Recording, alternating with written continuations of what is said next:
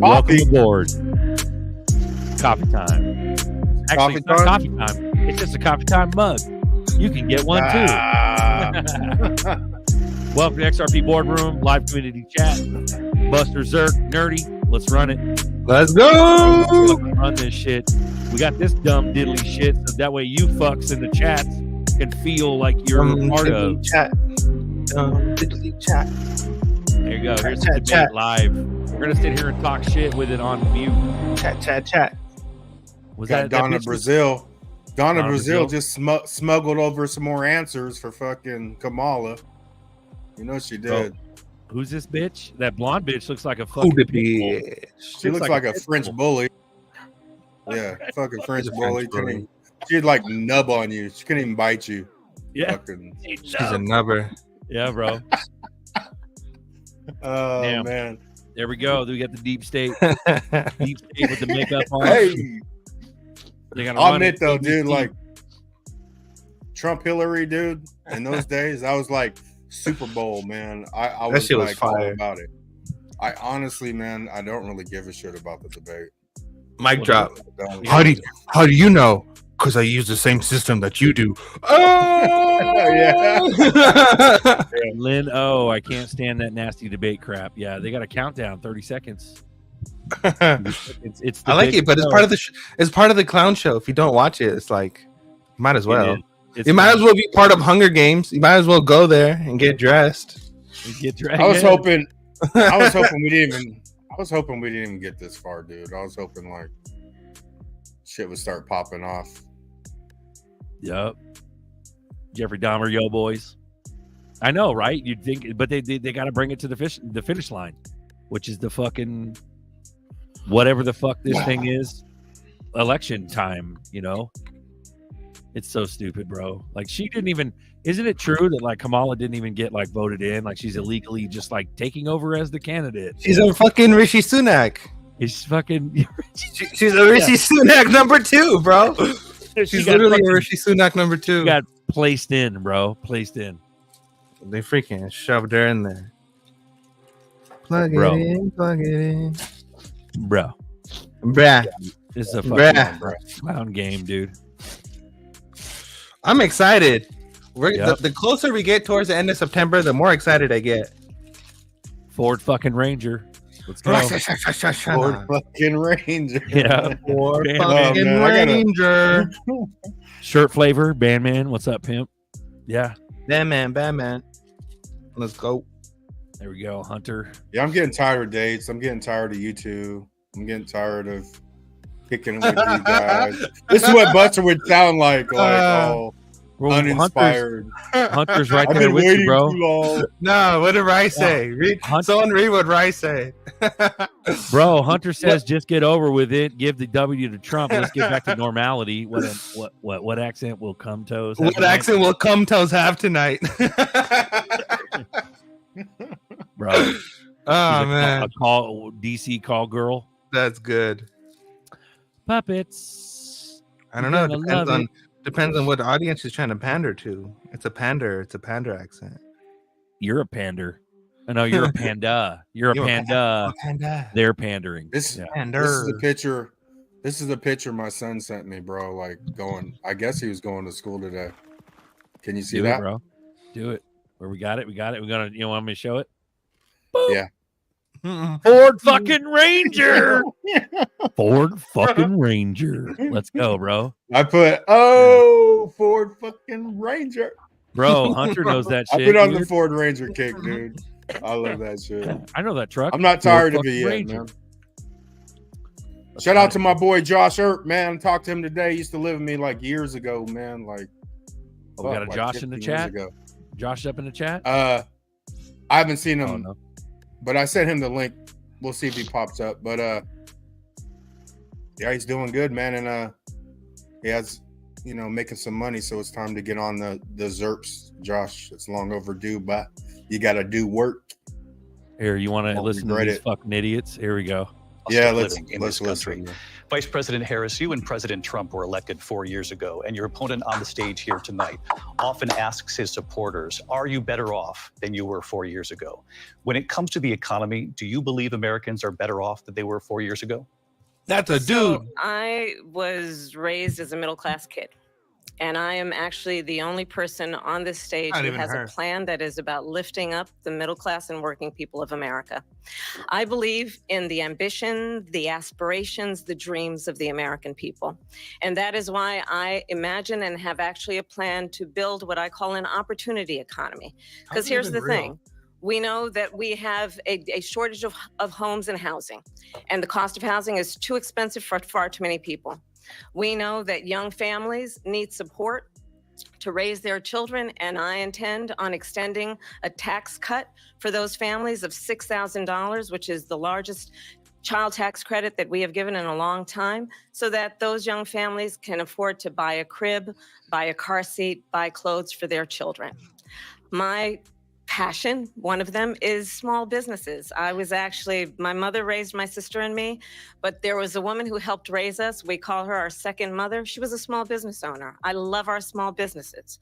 My plan is to give a $50,000 tax deduction to start up small businesses, knowing they are part of the backbone of America's economy.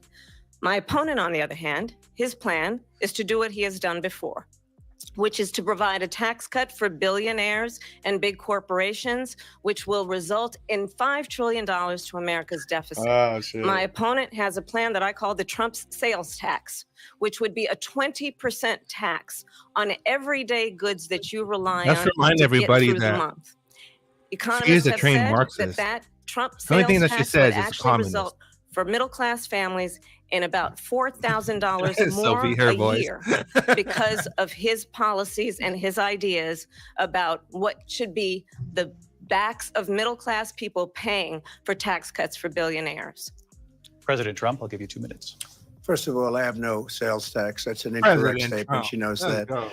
We're doing tariffs on other countries. Other countries are going to finally, after 75 years, pay us back for all that we've done for the world.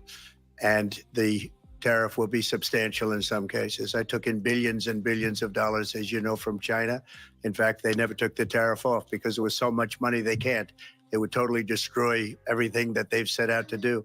They're taking in billions of dollars from China and other places. They've left the tariffs on. When I had it, I had tariffs, and yet I had no inflation. Look, we've had a terrible economy because inflation which is really known as a country buster. It breaks up countries. We have inflation like very few people have ever seen before, probably the worst in our nation's history. We were at 21%, but that's being generous because many things are 50, 60, 70, and 80% higher than they were just a few years ago. This has been a disaster for people, for the middle class, but for every class. On top of that, we have millions of people pouring into our country from prisons and jails, from mental institutions and insane asylums, and they're coming in and they're taking jobs that are occupied right now by African Americans and Hispanics, and also unions. Unions are going to be affected very soon. And you see what's happening. You see what's happening with towns throughout the United States. You look at Springfield, Ohio. You look at Aurora in Colorado.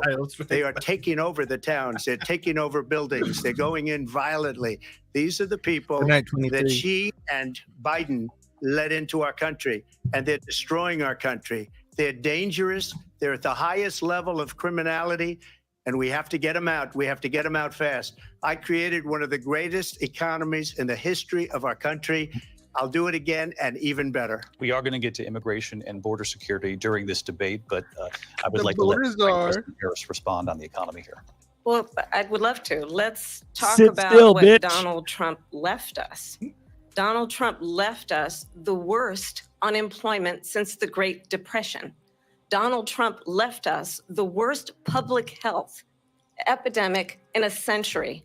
Donald Trump left us the worst attack on our democracy since the Civil War. And what we have done is clean up Donald Trump's mess.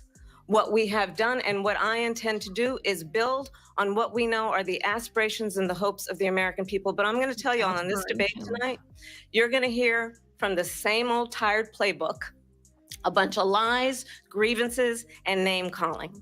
What you're going to hear tonight is a detailed and dangerous plan called Project 2025 that the former president intends on implementing if he were elected again. I believe very strongly that's not even real, bro. It's not even real. Who understands the importance of bringing us together, knowing we have so much more in common than what separates us. And I pledge to you to be a president for all Americans. President Trump will give you a minute here to respond. Number one, I have nothing to do, as you know, and as she knows better than anyone, I have nothing to do with Project 2025.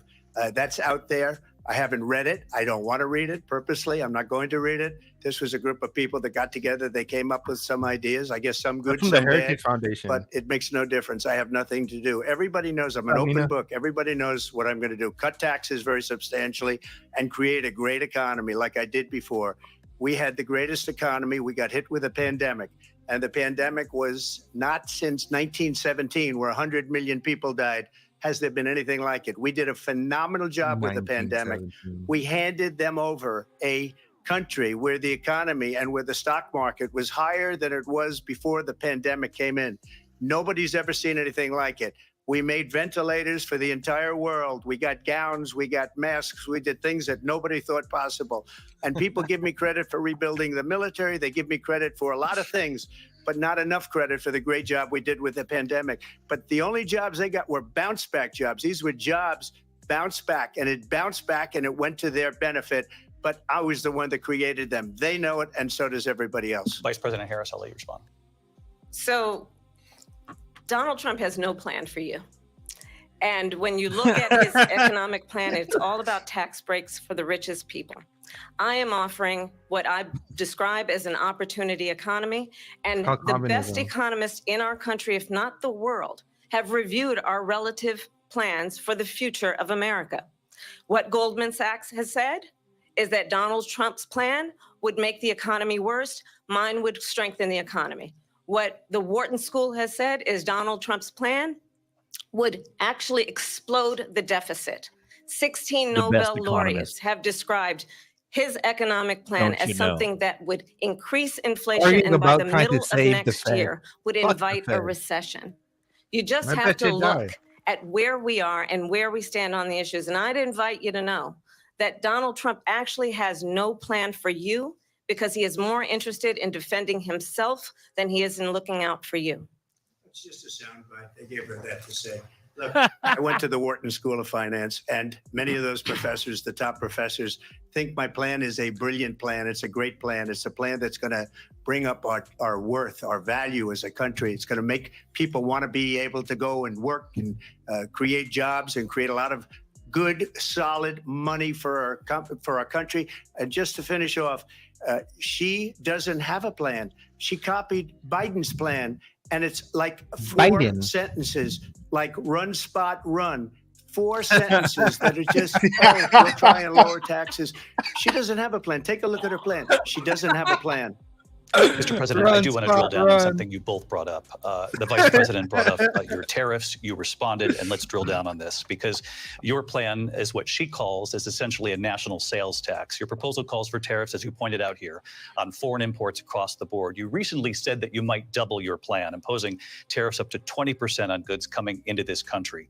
As you know, many economists say that with tariffs at that level, costs are then passed on to the consumer. Vice President Harris has argued it'll mean higher prices on gas, food, clothing, medication, arguing it costs the typical family nearly $4,000 a year. Do you believe Americans can afford higher prices because of tariffs? They're not going to have higher prices. What's going to have and who's going to have higher prices is China and all of the countries that have been ripping us off for years. I was the only president ever. China was paying us hundreds of billions of dollars, and so were other countries, And, if she doesn't like them, they should have gone out and they should have immediately cut the tariffs. But those tariffs are there 3.5 years now under their administration. We are going to take in billions of dollars, hundreds of billions of dollars. One thing I had no inflation, virtually no inflation. I wish they had the highest inflation perhaps in the history of our country, because I've never seen a worse period of time. People can't go out and buy cereal or bacon or eggs or anything else. The people of our country are absolutely dying with what they've done. They've destroyed the economy. And all you have to do is look at a poll. The polls say 80 and 85 and even 90% that the Trump economy was great, that their economy was terrible. Vice President Harris, I do want to ask for your response. And you heard what the president said there, because the Biden administration did keep a number of the Trump tariffs in place. So how do you respond? Well, let's be clear that the Trump administration resulted in a trade deficit, one of the highest we've ever seen in the history of America. He invited trade wars. You want to talk about his deal with China? What he ended up doing is, under Donald Trump's presidency, he ended up selling American chips to China to help them improve and modernize their military, basically sold us out, when a policy about China should be in making sure the United States of America wins the competition for the 21st century, which means focusing on the details of what that requires, focusing on relationships with our allies, focusing on investing in American-based technology so that we win the race on AI. Why doesn't Trump bring out freaking Hunter? Focusing on what we need to do to support America's workforce so that we don't end up having on the short end of the stick in terms of workers' rights. But what Donald Trump did, let's talk about this, with COVID, is he actually thanked President Xi for what he did during COVID. Look at his tweet. Thank you, President Xi, ! When we know that Xi was responsible for lacking and not giving us transparency about the origins of COVID. President Trump, I'll let you respond. First of all, they bought their chips from Taiwan. We hardly make chips anymore because of philosophies like they have and policies like they have. I don't say her because she has no policy. Everything that she believed 3 years ago and 4 years ago is out the window. She's going to my philosophy now. In fact, I was going to send her a MAGA hat. She's gone to my philosophy. If she ever got elected, she'd change it. Somebody said that. Who said that? Will be the end of our country. She's a Marxist. Everybody knows she's a Marxist. Boom. Her father's a Marxist professor in economics, and he taught her well. But when you look at what she's done to our country, and when you look at these millions and millions of people that are pouring into our country monthly, I believe 21 million people, not the 15 that people say, and I think it's a lot higher than the 21. That's bigger than New York State pouring in. And just look at what they're doing to our country. They're criminals. Many of these people coming in are criminals. And that's bad for our economy, too. You mentioned before, we'll talk about immigration later. Well, bad immigration is the worst thing that can happen to our economy. They have, and she has, destroyed our country with policy that's insane. Almost policy that you'd say they have to hate our country. President Trump, thank you. Lindsay? I want to turn to the issue of abortion. President Trump, you've often touted that you were able to kill Roe v. Wade. Last year, you said that you were proud to be the most pro-life president in American history. Then last month, you said that your administration would be great for women and their reproductive rights. In your home state of Florida, you surprised many with regard to your 6-week abortion ban, because you initially had said that it was too short. And you said, quote, I'm going to be voting that we need more than 6 weeks. But then the very next day, you reversed course and said you would vote to support the 6-week ban. Vice President Harris says that women shouldn't trust you on the issue of abortion because you've changed your position so many times. Therefore, why should they trust you? Well, the reason I'm doing that vote is because the plan is, as you know, the vote is, they have abortion in the 9th month. They even have, and you can look at the governor of West Virginia, the previous governor of West Virginia, not the current governor, is doing an excellent job, but the governor before, he said the baby will be born and we will decide what to do with the baby. In other words, we'll execute the baby. And that's why I did that, because that predominates, because they're radical. The Democrats are radical in that. And her vice presidential pick, which I think was a horrible pick, by the way, for our country, because he is really out of it. But her vice presidential pick says abortion in the 9th month is absolutely fine. Wild. He also says execution after birth. It's an execution, no longer abortion, because the baby is born, is okay. And that's not okay with me, hence the vote. But what I did is something for 52 years, they've been trying to get Roe v. Wade into the states. And through the genius and heart and strength of 6 Supreme Court justices, we were able to do that. Now, I believe in the exceptions for rape, incest, and life of the mother. I believe strongly in it. Ronald Reagan did also. 85% of Republicans do. Exceptions, very important. But we were able to get it, and now states are voting on it. And for the first time, you're going to see, look, this is an issue that's torn our country apart for 52 years. Every legal scholar, every Democrat, every Republican, liberal, conservative, they all wanted this issue to be brought back to the states where the people could vote. And that's what happened. Now, Ohio, the vote was somewhat liberal. Kansas, the vote was somewhat liberal, much more liberal than people would have thought. But each individual state is voting. It's the vote of the people now. It's not tied up with the federal government. I did a great service in doing it. It took courage to do it. And the Supreme Court had great courage in doing it. And I give tremendous credit to those 6 justices. There is no state in this country where it is legal to kill a baby after it's born. Madam Vice President, I want to get your response to That's literally what abortion is, as I said, you're going to hear a bunch of lies. And that's not actually what the fuck is abortion then? Let's understand how we got here. Stupid. Donald Trump hand-selected 3 members of the United States Supreme Court with the intention that they would undo the protections of Roe v. Wade. They did exactly as he intended. And now in over 20 states. But you see how like she had to put her last word in, the commentator. Which make it that's the fucking MK Ultra. Like, oh, I gotta put this in there real quick. State, it provides prison for life. Trump abortion bans that make no exception even for rape and incest, which understand what that means. A survivor of a crime, a violation to their body, does not have the right to make a decision about what happens to their body next. That is immoral. And one does not have to abandon their faith or deeply held beliefs to agree. The government, and Donald Trump certainly, should not be telling a woman what to do with her body. I have talked with women around our country. He's literally not. You want to talk about this is what people wanted? Pregnant women who want to carry a pregnancy to term, suffering from a miscarriage, being denied care in an emergency. But her argument is that it should be federal. Are afraid they might go to jail. And that's what they're pissed about. In a car right? And that's communism. She didn't want that.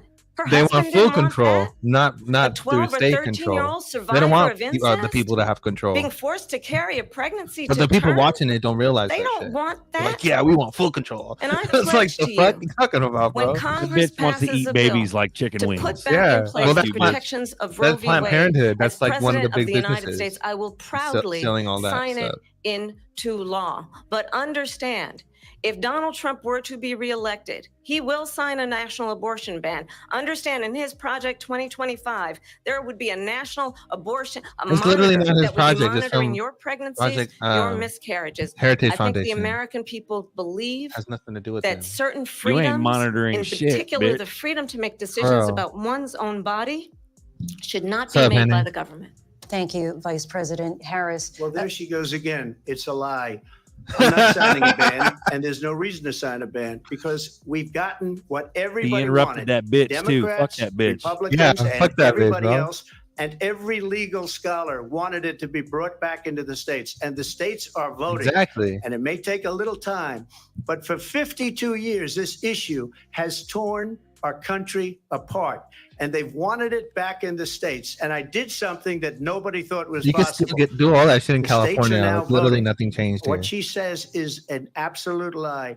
And as far as the abortion ban, no, I'm not in favor of abortion ban. but it doesn't matter because this issue has now been taken over by the states. Would you Exactly. veto It doesn't a matter. national abortion ban if it Well, came I to your won't desk? have to because, again, two things. But you Number see how one, the she said she'll commentator go back is to fucking Congress, she'll pushing never it, get the bro. vote. It's Fuck that impossible for her to bitch, get bro. the vote, especially now with And they're trying to make 50-50 DJT look like the bad man. 50-50 in both You know, the Senate it's and the fucking House. wild. She's not going to get the vote. She can't get the vote. She That's won't the even thing, come though. Like, close to it. So it's he's just talk. debating two You know what it people. reminds me of when they said He's they're going to debating get the student Kamala loans and terminated, debating the and it ended commentator. up being Watch a the total guy pipe up. catastrophe. Watch the other guy The pipe student up. loans, and then I think probably her boss, if you call him a boss, he spends all his time on the beach.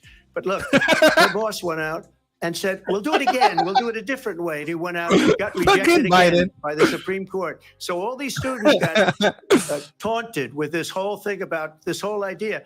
And how unfair that would have been, part of the reason they lost, to the millions and millions of people that had to pay off their student loans. They didn't get it for free. But they were saying it's the same way that they talked about that they talk about abortion. But if I could just get a yes or no, because your running mate, J.D. Vance, has said that you would veto it if it did come to your desk. Well, I didn't discuss it with J.D. In all fairness, J.D. And I don't mind if he has a certain view, but I think he was speaking for me, but I really didn't. Look, we don't have to discuss it because she'd never be able to get it, just like she couldn't get student loans. They couldn't get student loans. They didn't even come close to getting student loans. They taunted young people and a lot of other people that had loans. They can never get this approved. So it doesn't matter what she says about going to Congress. So wonderful. Let's go to Congress, do it. But the fact is that for years, they wanted to get it out of Congress and out of the federal government. And we did something that everybody said couldn't be done. And now you have a vote of the people on abortion.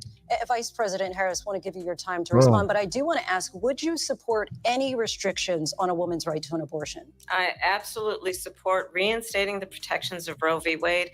And as you rightly mentioned, nowhere in America is a woman That's not what she asked you. Misdirection, bitch. Right?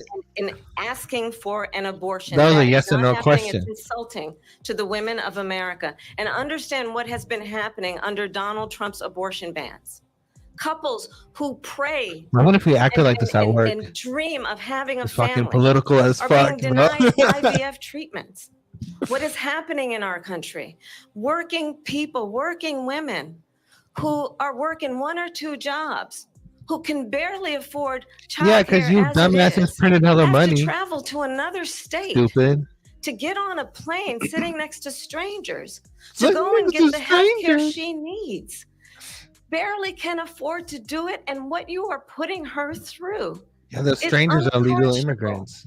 And the people of America have not, the majority of Americans believe in a woman's right to make decisions. Talking about the bombs that she created. And that is why in every state where this issue has been on the ballot, in red and blue states both, the people of America have voted for freedom. Vice President Harris, excuse me, I have to respond. Another lie. It's another lie. I have been a leader on IVF, which is fertilization. The IVF, I have been a leader.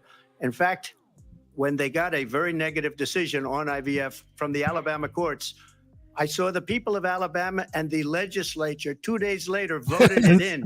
I've been a leader on it. She starts crying, I'm out. Everybody else knows it. I have been a leader on fertilization, IVF. And the other thing, you should ask, will she allow abortion in the 8th month, 9th month, 7th month? Come on. Okay, would you do that? Why don't you ask her that Why question? don't you answer the question? You could do abortions in the 7th month, the 8th month, the 9th month, and probably after birth. Just look at the former governor of Virginia. The governor of Virginia said, we put the baby aside and then we determine what we want to do with the baby. President Trump, thank you. We're going to turn now to immigration and border security. We know it's an issue that's Republicans, Democrats, voters across the board in this country. Vice President Harris, you were tasked by President Biden with getting to the root causes of migration from Central America. We know that illegal border crossings reached a record high in the Biden administration. This past June, President Biden imposed tough new asylum restrictions. We know the numbers since then have dropped significantly. But my question to you tonight is, why did the administration wait until 6 months before the election to act? And would you have done anything differently from President Biden on this? So I'm the only person on this stage who has prosecuted transnational criminal organizations for the trafficking of guns, drugs, and human beings. And let me say that the United States Congress, How these including people some of the most deflect is so conservative annoying. members of the United States Senate, came up with a border security bill, which I supported. And that bill would have put 1,500 more border agents on the border to help those folks who are working there right now overtime, trying to do their job. It would have allowed us to stem the flow of fentanyl coming into the United States. I know there are so many families watching tonight who have been personally affected close the by fucking the border, surge bitch. of fentanyl in our country. 1,500 the borders are. Would You have can put do it right more now. resources ain't to allow shit. us to prosecute You can do that shit transnational right criminal now. organizations for trafficking on in the guns, stage. drugs, and human beings. But you know what happened to that bill? Donald Trump got on the phone, called up some folks in Congress and said, kill the bill. And you know why? Because he'd prefer to run on a problem instead of fixing a problem. And understand, this comes at a time where the people of our country actually need a leader who engages in solutions, who actually addresses the Bitch, problems you're the vice at president. hand. What the fuck you But talking what we about? have in the former president is someone who would prefer to run on a problem instead of fixing a problem. And I'll tell you something, he's going to talk about immigration a lot tonight, even when it's not the subject that is being raised. And I'm going to actually do something really unusual, and I'm going to invite you to attend one of Donald Trump's rallies, because it's a really interesting thing to watch. You will see during the course of his rallies, he talks about fictional characters like Hannibal Lecter. He will talk about windmills cause cancer. And what you will also notice is that people start leaving his rallies early out of exhaustion and boredom. And I will tell you, the one thing you will not hear him talk about is you. You will not hear him talk about your needs, your dreams, and your desires. And I'll tell you, I believe you deserve a president who actually puts you first. And I pledge to you that I will. Vice President Harris, thank you. President Trump, on that point, I want to get your response. Well, I would like to respond. Let me just ask, though, why did you try to kill that bill, and successfully so? That would have put thousands of additional agents and officers everybody on the hated her First, like let me 3 respond weeks to ago. the Please. rallies. She said people start leaving. People don't go to her rallies. There's no reason to go. And the people that do go, she's busing them in and paying them to be there, and then showing them in a different light. So she can't talk about that. People don't leave my rallies. We have the biggest rallies, the most incredible rallies in the history of politics. That's because people want to take their country back. Our country is being lost. We're a failing nation. And it happened 3.5 years ago. And what's going on here, you're going to end up in World War III, just to go into another subject. What they have done to our country by allowing these millions and millions of people to come into our country, and look at what's happening to the towns all over the United States. And a lot of towns don't want to talk. It's not going to be Aurora or Springfield. A lot of towns don't want to talk about it because they're so embarrassed by it. In Springfield, they're eating the dogs, the people that came in. They're eating the cats. Yeah, they're bitch. They're eating the pets of the people that live there. And this is what's happening. You guys see that shit? And it's a shame. The As ducks far too, as dude. rallies That's are wild, concerned, bro. As far as the reason they go is Literally, like the what people I from say, Haiti. They want to bring our country back. They want to make America great again. It's a very simple phrase: make America great again. She's destroying this country. And if she becomes president, this country doesn't have a chance of success. Not only success, we'll end up being Venezuela on steroids. I just want to clarify here. You bring up Springfield, Ohio, and ABC News did reach out to the city manager there. He told us there have been no credible reports of specific claims of pets being harmed, injured, or abused by individuals. There's a video of a within the bitch eating a immigration cat in the in his news. driveway. Let me just say, this is The people on television Shut up. say my dog was taken. There he and goes. There he used for pipes food. up now. So He's a bitch maybe too. he said that, and maybe that's a good Yeah. thing to say for a city manager. I'm not taking this from But the television. people I'm on taking it from television the city saying their manager. dog was eaten by the people that went there. Again, the Springfield city manager says there's no evidence of that. Vice We'll President find Harris, out. I'll let you respond to the rest of what you've heard. You talk Dude, they're about totally extreme. fucking against him, bro. That's super biased. You know, this is, I think, one of the reasons why. None of in this is surprising, though. This is the I clown actually show. have the It is a endorsement clown show. of Zerps are gonna 200 moon regardless. Republicans who have formerly worked with President Bush, Mitt Romney, and John McCain, including the endorsement of former Vice President Dick Cheney I share and what you Congress share? member Liz Cheney. And if you want to really know What? the inside track on who the former president is, if he didn't make it clear already, just ask people who have worked with him. His former chief of staff, a 4-star general, has said he has contempt for the Constitution of the United States. His former national security advisor has said he is dangerous and unfit. His former Secretary of Defense has said the nation, the republic, would never survive another Trump term. And when we listen to this kind of rhetoric, when the... Look, right here. Breaking, a 27-year-old woman was arrested by police in Ohio for allegedly killing a cat and eating the animal. There you go. Video.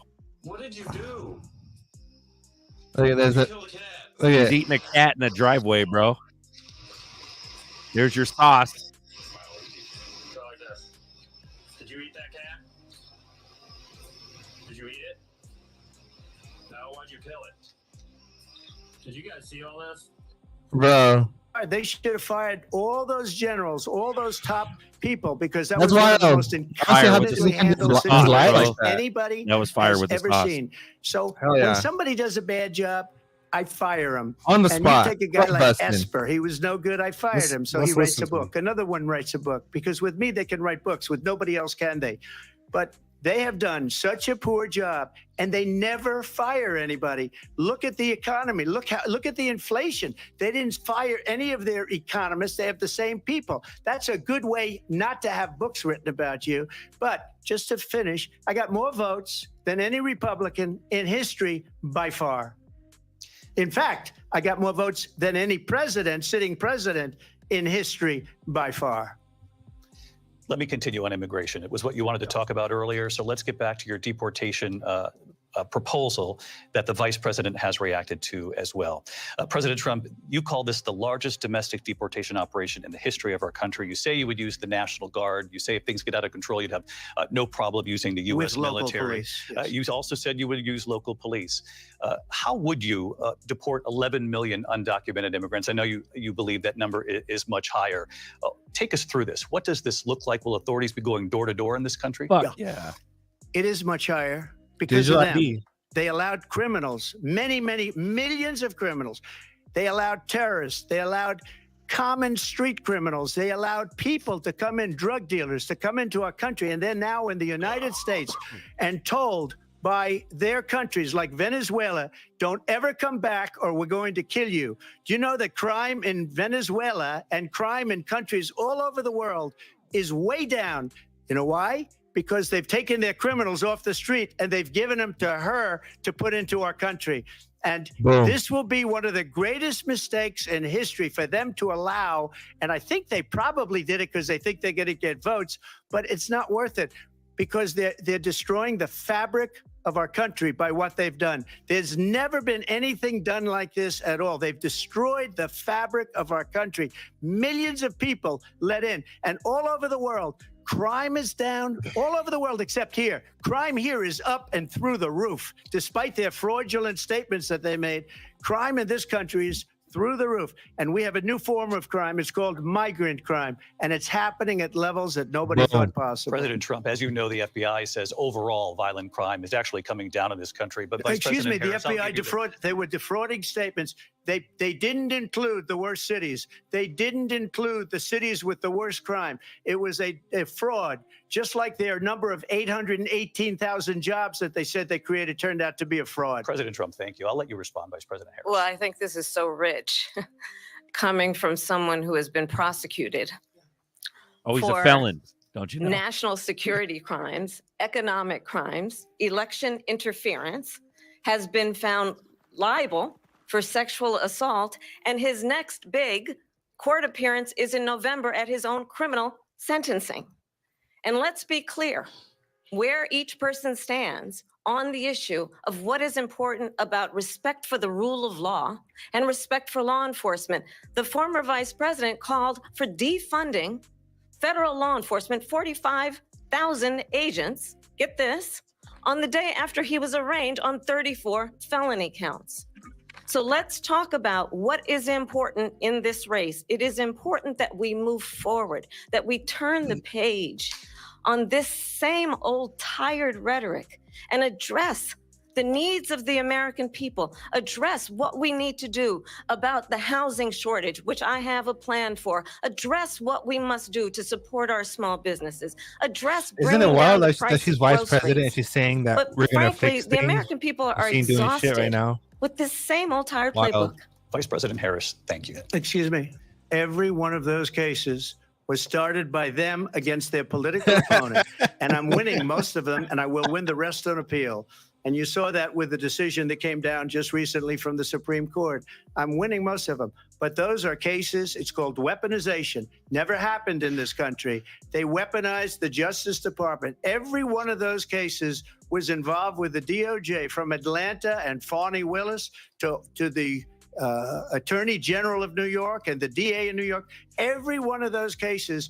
And then they say, oh, he's a criminal. They're the ones that made them go after me. By the way, Joe Biden was found essentially guilty on the documents case. And what happened in my documents case? They said, oh, that's the toughest of them all. A complete and total victory. 2 months ago, it was thrown out. It's weaponization, and they used it, and it's never happened in this country. They used it to try and win an election. They're fake cases. President Trump, thank you. A really quick response here, Vice President Harris, on this notion of weaponization of the Justice Department. Well, let's talk about extreme and understand the context in which this election in 2024 is taking place. The United States Supreme Court recently ruled that the former president would essentially be immune from any misconduct if he were to enter the White House again.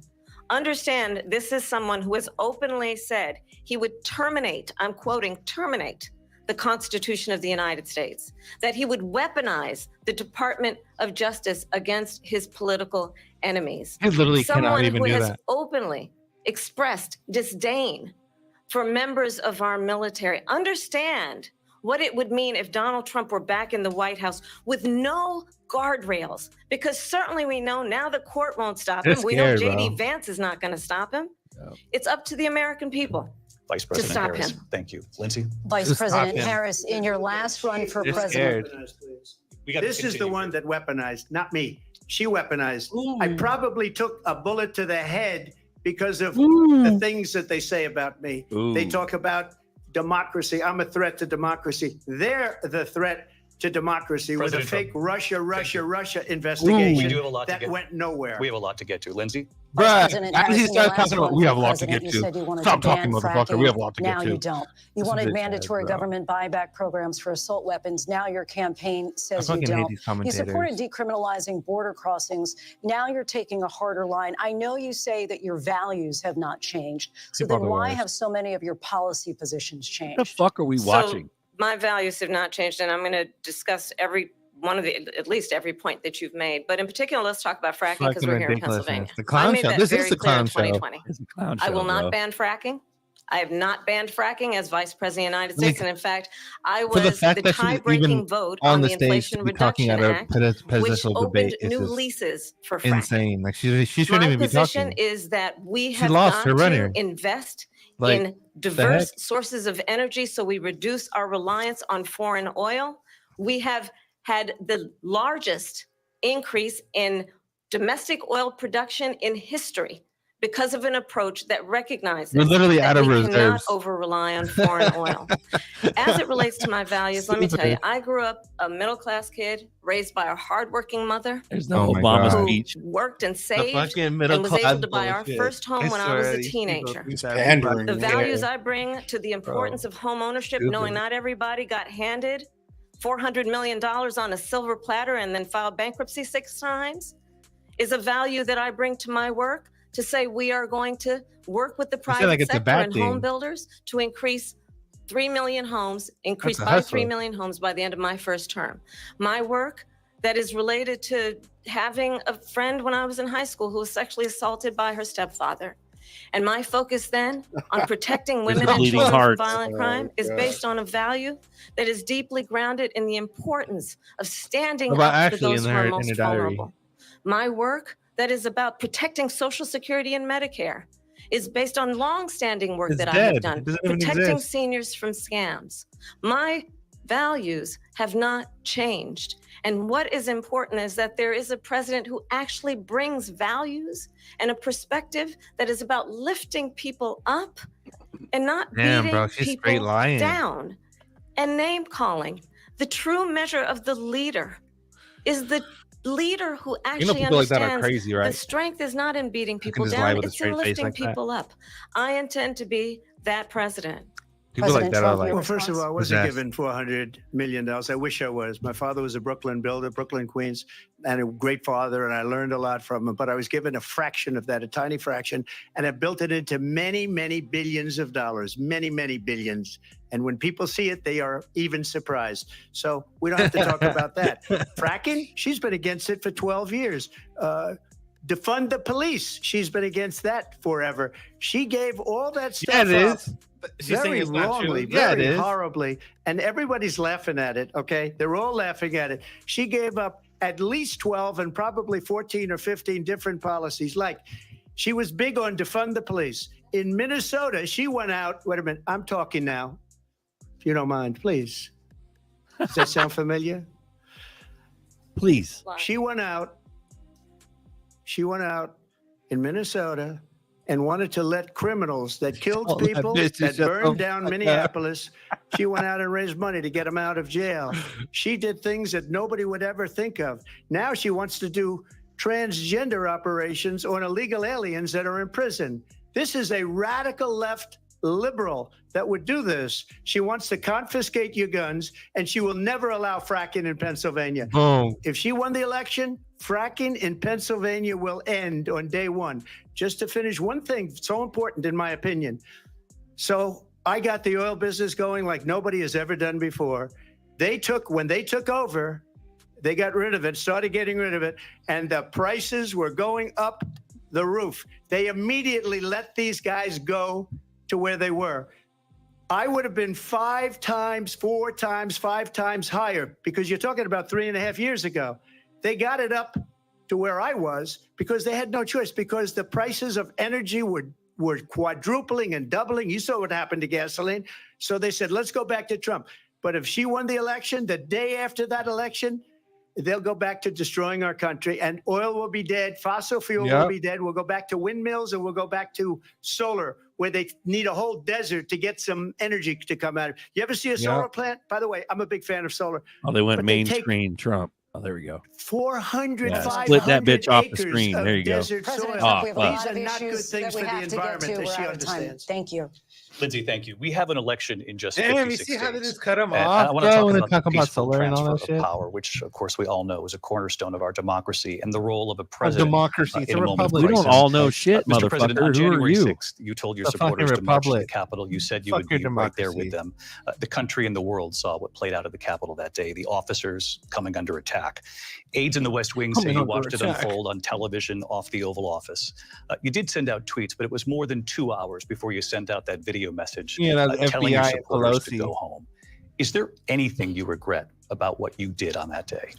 You just said a thing that isn't covered. Peacefully and patriotically, I said during my speech, not later on. Peacefully and patriotically. And nobody on the other side was killed. Ashley Babbitt was shot by an out-of-control police officer that should have never, ever shot her. It's a disgrace. But we didn't do this group of people that have been treated so badly. I ask, what about all the people that are pouring into our country and killing people that she allowed to pour in? She was the border czar. Remember that. She was the border czar. She doesn't want to be called the border czar because she's embarrassed by the border. In fact, she said at the beginning, oh, I'm surprised you're not talking about the border yet. That's because she knows what a bad job they've done. What about those people? When are they going to be prosecuted? When are these people from countries all over the world, not just South America? They're coming in from all over the world, David, all over the world. And crime rates are down all over the world because of it. But let me just when are those, David, when are those people going to be prosecuted? When are the people that burned down Minneapolis going to be prosecuted? Or in Seattle? They went into Seattle. They took over a big percentage of the city of Seattle. The when BLM are those riots. people going to be prosecuted? But let me just ask you. Might ask her that question. You were the president. You were watching it unfold on television. It's a very simple question as we move forward toward another election. Is there anything you regret about what you did on that day? Right, guy, you should fight that guy. I had nothing to do with that other than they asked me to make a speech. I showed up for a speech. I said, I think it's going to be big. I went to Nancy Pelosi, see how they want him to admit of Washington, D.C., and the mayor put it back in writing, as you know. Wild. I said, this is going to be a very big rally or whatever you want to call it. And again, it wasn't done by me. It was done by others. I said, I'd like to give you 10,000 National Guard or soldiers. They rejected me. Nancy Pelosi rejected me. It was just 2 weeks ago. Her daughter has a tape of her saying she is fully responsible for what happened. They want to get rid of that tape. It would have never happened if Nancy Pelosi and the mayor of Washington did their jobs. I wasn't responsible for security. Nancy Pelosi was responsible. Yep. She didn't do her job. The question was about you as president, not about former Speaker Pelosi. But I do want Vice President Harris to respond here. I was at the Capitol on January 6th. I was the vice president-elect. I was also an acting senator. I was vice president-elect. It's not even a real thing. On that day, the president of the United States incited a violent mob. He incited a violent mob. Our nation's capital. They're still running with the January 6th our nation's bullshit. capital. On that day, 140 law enforcement officers were injured. Bro. And some died. Fuck you. They let him in. And understand, that was such a psyop. Former president has been indicted and impeached for exactly that reason. But this is not an isolated situation. Let's remember Charlottesville, where there was a mob of people carrying tiki you see how torches, they brushed off Black Lives Matter, spewing anti-Semitic hate. They brushed that shit off. And what did the president then at the time say? There were fine people on each side. Let's remember that when it came to the Proud Boys, a militia. Proud Boys is your creation, bitch. Bro, that was FBI, dude. She told people not to stop. Watching who remembers what January 6th and to was, get back at every I MAGA. say we don't have to go back. Let's not go back. We're not going back. It's time to turn the page. And if that was a bridge too far for you, well, there is a place in our campaign for you to stand for country, to stand for our democracy, to stand for rule of law, and to end the chaos. And to end the approach that is about attacking the foundations of our democracy because you don't like the outcome. And be clear on that point. Donald Trump, the candidate, has said in this election there will be a bloodbath if this and the outcome of this election is not to his liking. Let's turn the page on this. Let's pick 2 words. Let's chart. You're guilty of fucking crimes against humanity. And not there's gonna be a bloodbath. Let me just follow up here.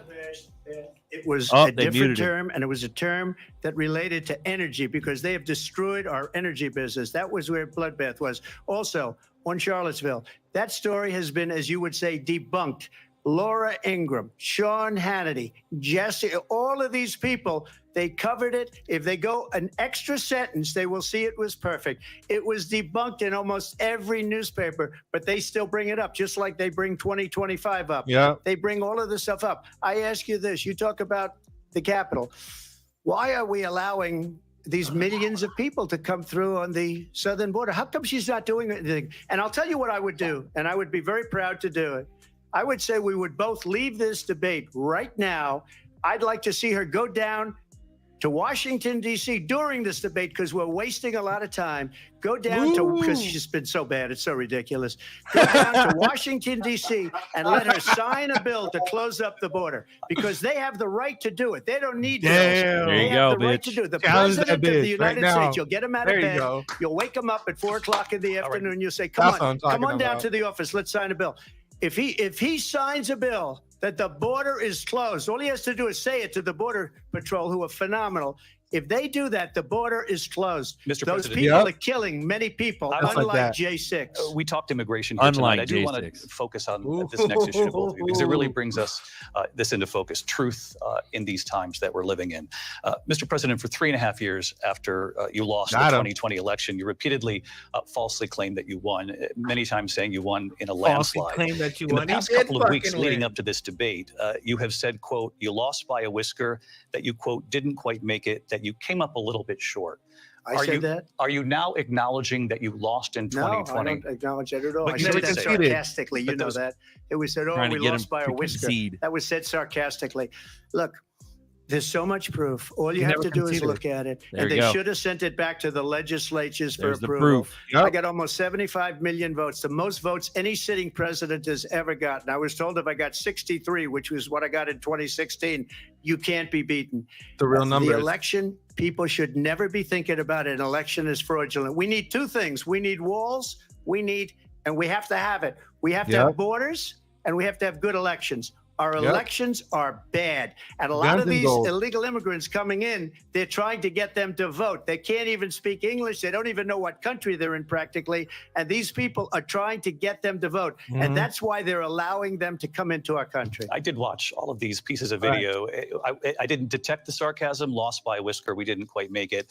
And we should just point out here as clarification, and you know this, you and your allies, 60 cases in front of many judges, many of them Republican. No judge looked at it. No judge looked at it. We didn't have standing. That's the other thing. Looked at it, they said we didn't have standing, a technicality. Can you imagine a system where a person in an election doesn't have standing? The president of the United States doesn't have standing. That's how we lost. If you look at the facts, and I'd love to have you'll do a special on it.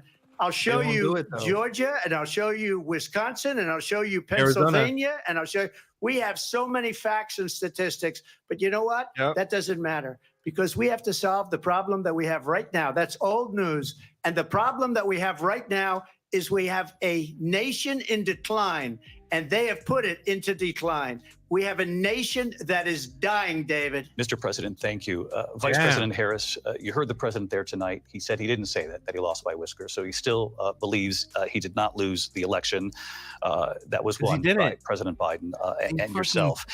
But I do want to ask you about something that's come up in the last couple of days. This was a post from President Trump about this upcoming election just weeks away. He said, when I win, those people who cheated, and then he lists donors, voters, election officials, he says will be prosecuted to the fullest extent of the law, which will include long-term prison sentences.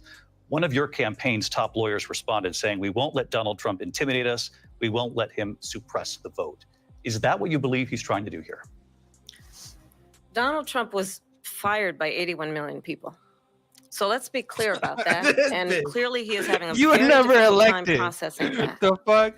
But we cannot afford to have a president of the United States who attempts, as he did in the past, to upend the will of the voters in a free and fair election. And I'm going to tell you that I have traveled the world as Vice President of the United States, and world leaders are laughing at Donald Trump. I have talked with military leaders, some of whom worked with you, and they say you're a disgrace.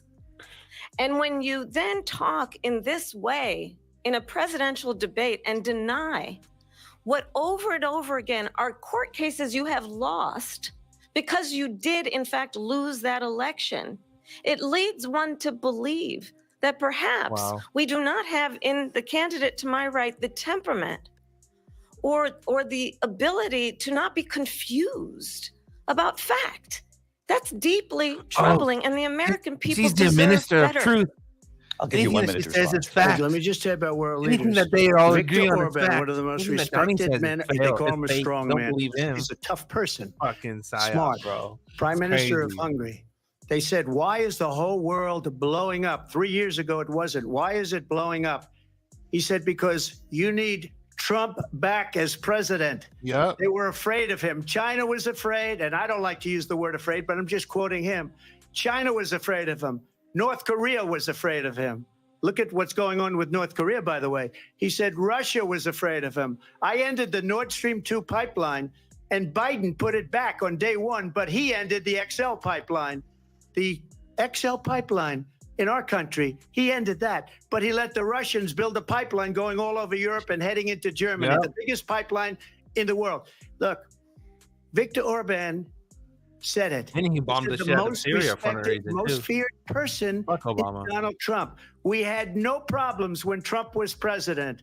But when this weak, pathetic man that you saw at a debate just a few months ago, that if he weren't in that debate, he'd be running instead of her. She got no votes. He got 14 million votes. What you did, you talk about a threat to democracy. He got 14 million votes, and they threw him out of office. And you know what? I'll give you a little secret. He hates her. He can't stand her. But he got 14 million votes. They threw him out. She got 0 votes. And when she ran, she was the first one to leave because she failed. And now she's running. I don't understand it, but I'm okay with it because your time is up. I think we're going to do very well. We've got a lot more to get. Turning now to the Israel-Hamas war and the hostages who are still being held, Americans among them. Vice President Harris, in December, you said, quote, Israel has a right to defend itself, but you added, quote, it matters how, saying international humanitarian law must be respected. Israel must do more to protect innocent civilians. You said that 9 months ago. Now an estimated 40,000 Palestinians are dead. Nearly 100 hostages he is president, remain. that's why. Just last week, Prime Minister Benjamin Netanyahu said there's not a deal in the making. President Biden has not been able to break through the stalemate. How would you do it? Well, let's understand how we got here. On October 7, yeah, he is fired up. Hamas, a terrorist organization, slaughtered 1,200 Israelis. Many of them young people who were simply attending a concert. Women were horribly raped. And so absolutely, I said then, I say now, Israel has a right to defend itself. We would.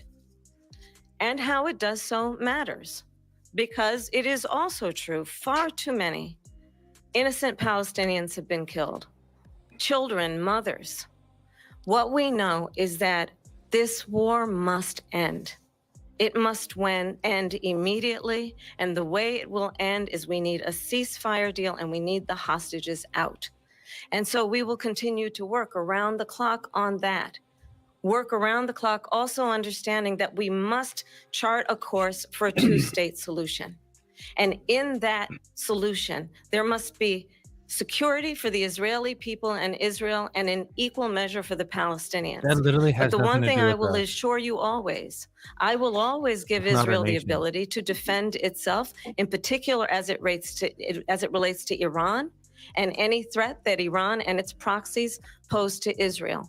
But we must have a two-state solution where we can rebuild Gaza, where the Palestinians have security, self-determination, and the dignity they so rightly deserve.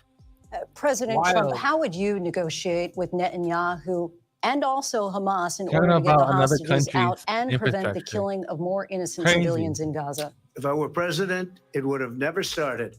If I were president, Russia would have never, ever. It's not exactly, Sophie. You would have never, and there was no threat of it either, by the way, for 4 years, have gone into Ukraine and killed millions of people when you add it up. Far worse than people understand what's going on over there. But when she mentions about Israel, all of a sudden, she hates Israel. She wouldn't even meet with Netanyahu when he went to Congress to make a very important speech. She refused to be there because she was at a sorority party of hers. She wanted to go to the sorority party. She hates Israel. If she's president, I believe that Israel will not exist within 2 years from now. And I've been pretty good at predictions, and I hope I'm wrong about that one. She hates Israel. At the same time, in her own way, she hates the Arab population because the whole place is going to get blown up. Arabs, Jewish people, Israel will be gone. It would have never happened. Iran was broke under Donald Trump. Now Iran has $300 billion because they took off all the sanctions that I had. Iran had no money for Hamas or Hezbollah or any of the 28 different spheres of terror. And they are spheres of terror, horrible terror. They had no money. It was a big story, and you know it. You covered it very well, actually. They had no money for terror. They were broke. Now they're a rich nation. And now what they're doing is they're spreading that money around. Look at what's happening with the Houthis and Yemen. Look at what's going on in the Middle East. this would have never happened. I will get that settled and fast, and I'll get the war with Ukraine and Russia ended. If I'm president-elect, I'll get it done before even becoming president. Vice President Harris, he says you hate Israel. That's absolutely not true. I have my entire career and life supported Israel and the Israeli people. He knows that.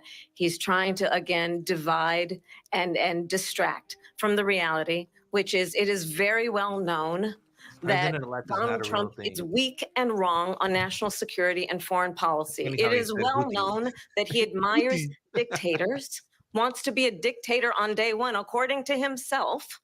It is well known that he said of Putin that he can do whatever the hell he wants and go into Ukraine. It is well known that he said when Russia went into Ukraine, it was brilliant. It is well known he exchanged love letters with Kim Jong-un. And it is absolutely well known that these dictators and autocrats are rooting for you to be president again because they're so clear. They can manipulate you with flattery and favors. And that is why so many military leaders who you have worked with have told me you are a disgrace. That is why we understand that we have to have a president who is not consistently weak and wrong on national security, including the importance of upholding and respecting in highest regard our military. Vice President Harris, thank you. Bitch, we had no wars. We had no fucking wars on national security by allowing every nation last month for the year, 168 different countries sending people into our country. Their crime rates are way down. Putin endorsed her last week, said, I hope she wins. And I think he meant it because what he's gotten away with is absolutely incredible. It wouldn't have happened with me. The leaders of other countries think that they're weak and incompetent, and they are. They're grossly incompetent. And I just ask one question. Why does Biden go in and kill the Keystone Pipeline and approve the single biggest deal that Russia's ever made, Nord Stream 2, the biggest pipeline anywhere in the world going to Germany and all over Europe? Because they're weak and they're ineffective. And Biden, by the way, President gets paid Trump, a lot of money. Thank you. We have a lot of issues to get to. We'll be right back with much more of this historic ABC News. Bitch, that wasn't 2 minutes. Constitution Center right here in Philadelphia. Talk about it, Trump. Yeah. Talk about Hunter and Burisma. Talk about it. Boom, muted. They won't let them talk about it. Look, they just went to commercial. They don't want them talking about that shit. Muted. All right, let's let the kids in and let's see how fucking bonkers this shit gets All right, after break. Let's go. Let's go. Shout out to the chat, guys. We love you. Thanks for being in here. Thanks for being here on this clown show. We're here because all this is part of crypto. It all matters. It's just interesting being part of this clown show. I know some people not find it interesting, but we're just in it. We're in it. We're in the matrix. This is the matrix. We're full blown strapped up. We're in the matrix right now. Here's my thing. Like, you about to play something, Zerk, or is that just commercial? No, just commercial. I dropped the baby gates, so you guys want to join in. Just shut the fuck up when they're talking and comment very sparsely, please. All right. Why do you think there's like? You got Eve on deck. What's up? Like a complete here I come. Yeah, straight up. Baby Gates. What'd you say? Why do you think there's what? Why do you think there'd be like bias if it's like a uniparty? You know what I'm saying? Like, yeah. Why? Because like the media's never fucked with Trump. But if Trump's the guy that's supposed to usher in all this shit, why would he not get media support? Mm-hmm. Yeah. You see what I'm saying? Like I don't know. That's what I think about. That's what I always thought about. And why are we waking up? Is it obvious to you guys that she's listening to Obama? Like, it was super obvious that last little bit she was talking, the same meter that Obama uses when he speaks. It's like, oh, and she almost sounded like she was doing an Obama impersonation. I'm like, wow. And I'm like, okay, well, if she's got the earpiece, why wouldn't the what is it, ABC?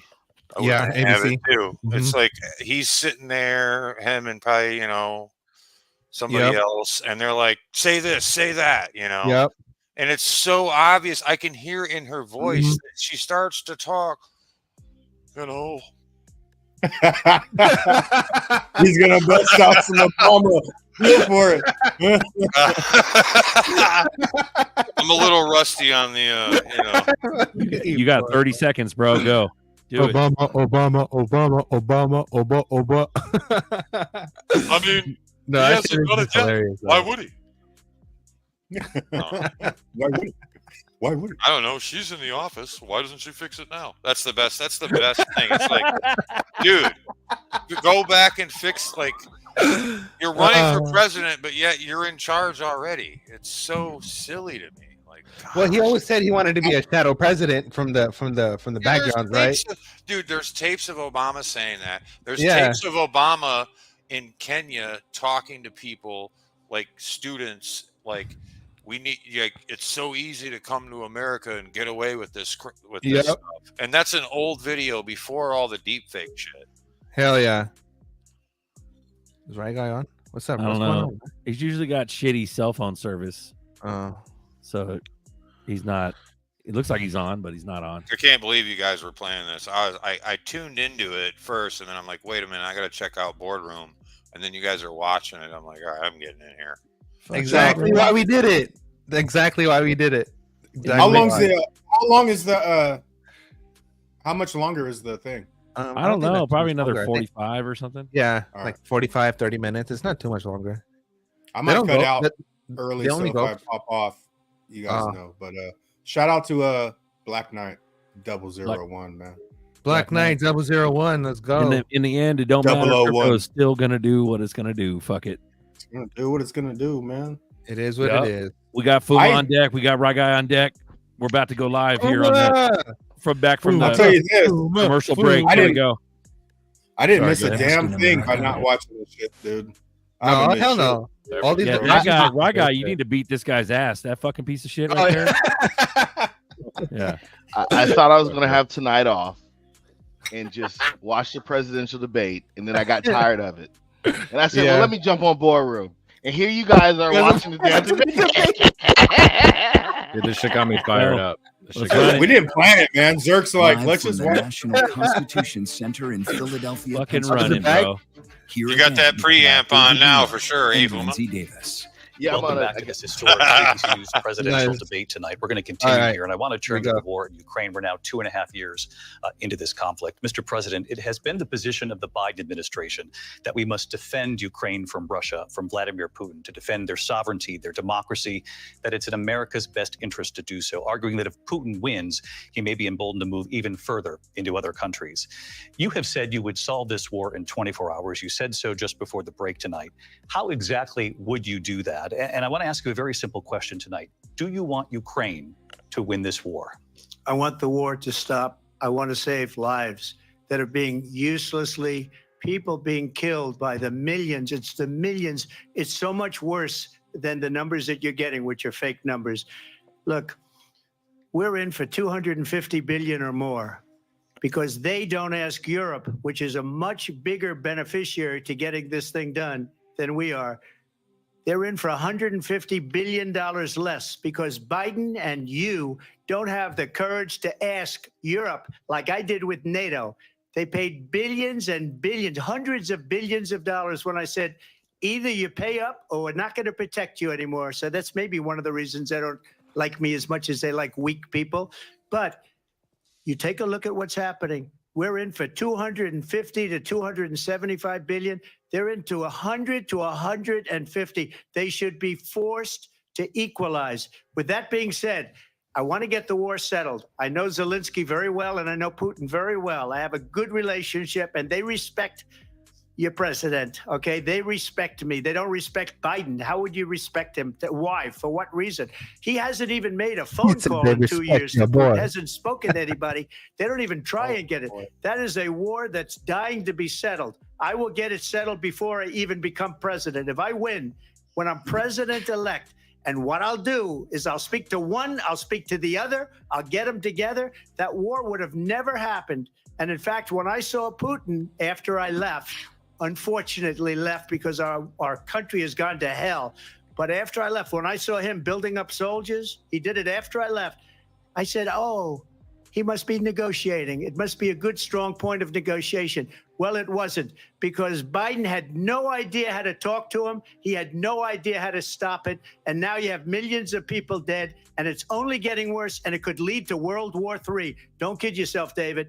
We're playing with World War III, and we have a president that we don't even know if he's. Where is our president? We don't even know if he's a president. And just to clarify they threw him out of a campaign like a dog. We don't even know.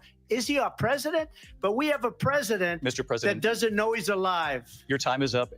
He doesn't know he's alive. Do you believe it's in the U.S. best interest for Ukraine to win this war? Yes or no? I think it's the U.S. best interest to get this war finished and just get it done. All right. Negotiate a deal, because we have to stop all of these human lives from being destroyed. I want to take this to Vice President Harris. I want to get your thoughts on support for Ukraine in this moment, but also as Commander-in-Chief, if elected, how would you deal with Vladimir Putin, and would it be any different from what we're seeing from President Biden?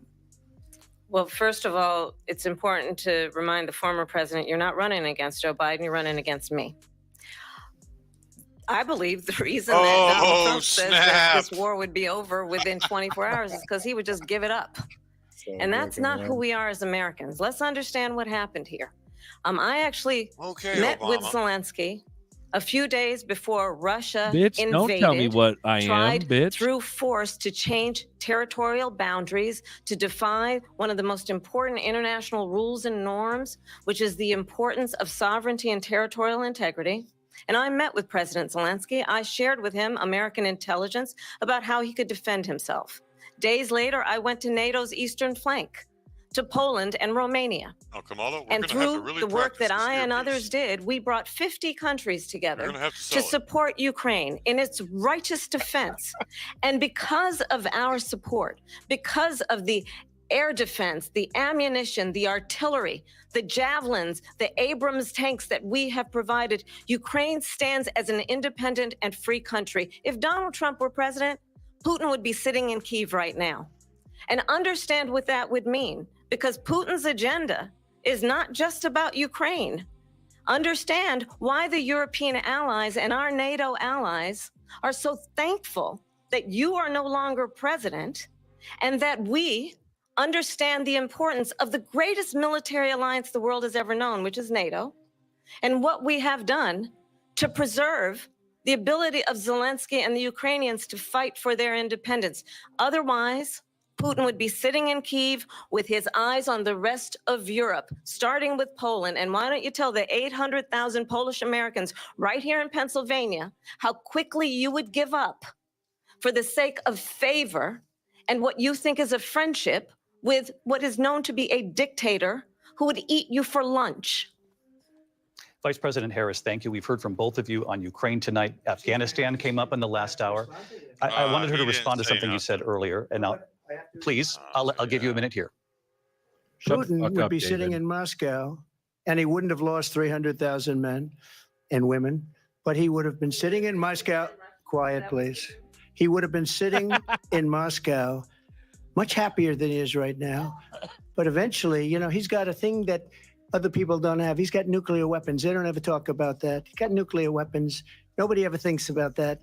And eventually, maybe he'll use them, and maybe he hasn't been that threatening, but he does have that. Something we don't even like to talk about. Nobody likes to talk about it. But just so you understand, they sent her to negotiate peace before this war started. 3 days later, he went in and he started the war because everything they said was weak and stupid. They said the wrong things. That war should have never started. She was the emissary. They sent her in to negotiate with Zelensky and Putin, and she did. And the war started 3 days later. And that's the kind of talent we have with her. She's worse than Biden. In my opinion, I think he's the worst president in the history of our country. She goes down as the worst vice president in the history of our country. But let me tell you something. She is a horrible negotiator. They sent her in to negotiate. As soon as they left, Putin did the invasion. President Trump, thank you. You did bring up something. You said she went to negotiate with Vladimir Putin. Vice President Harris, have you ever met Vladimir Putin? Can you clarify tonight? Yet again, I said it at the beginning of this debate, you're going to hear a bunch of lies coming from this fellow. And that is another one. When I went to meet with President Zelensky, I've now met with him over 5 times. Obama says fella. The reality is it has obvious. been about Bitch, he asked standing as Putin, not America Zelensky. always should. As a leader, Fucking upholding international rules and norms, as a leader who shows strength, understanding that the alliances we have around the world are dependent on our ability to look out for our friends and not favor our enemies because you adore strongmen instead of caring about democracy. And that is very much what is at stake here. The President of the United States is commander-in-chief. And the American people have a right to rely on a president who understands the significance of America's role and responsibility in terms of ensuring that there is stability and ensuring we stand up for our principles and not sell them for the benefit of personal flattery. We've talked about Ukraine and Vladimir Putin. I do want to talk about Afghanistan. It came up in the first hour of this debate. I want to move on to Afghanistan. Stoltenberg said Trump did the most amazing thing I've ever seen. He got these countries, the 28 countries at the time, to pay up. He said, I've never seen. He's the head of NATO. He said, I've never seen. For years, we were paying almost all of NATO. We were being ripped off by European nations, both on trade and on NATO. I got them to pay up by saying one of the statements you made before, if you don't pay, we're not going to protect you. President Otherwise, Trump. we would have never gotten it. He said it was one of the most incredible jobs that he's ever seen done. Stop cutting him off. It's not 2 minutes. It came up in the first hour of the debate, and we witnessed a poignant moment today on Capitol Hill, honoring the soldiers who died in the chaotic withdrawal from Afghanistan. I do want to ask the Vice President, do you believe you bear any responsibility in the way that withdrawal played out? Well, I will tell you, I agreed with President Biden's decision to pull out of Afghanistan. 4 presidents said they would, and Joe Biden did. And as a result, America's taxpayers are not paying the $300 million a day we were paying for that endless war. And as of today, there is not one member of the United States military who is in active duty in a combat zone in any war zone around the world the first time this century. But let's understand how we got to where we are. Donald Trump, when he was president, negotiated one of the weakest deals you can imagine. He calls himself a deal maker. Even his national security advisor said it was a weak, terrible deal. And here's how it went down. He bypassed the Afghan government.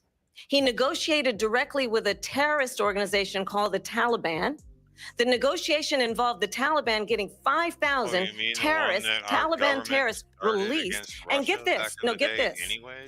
And the president at the time invited the Taliban to Camp David, a place of storied significance for us as Americans, a place where we honor the importance of American diplomacy, where we invite and receive respected world leaders.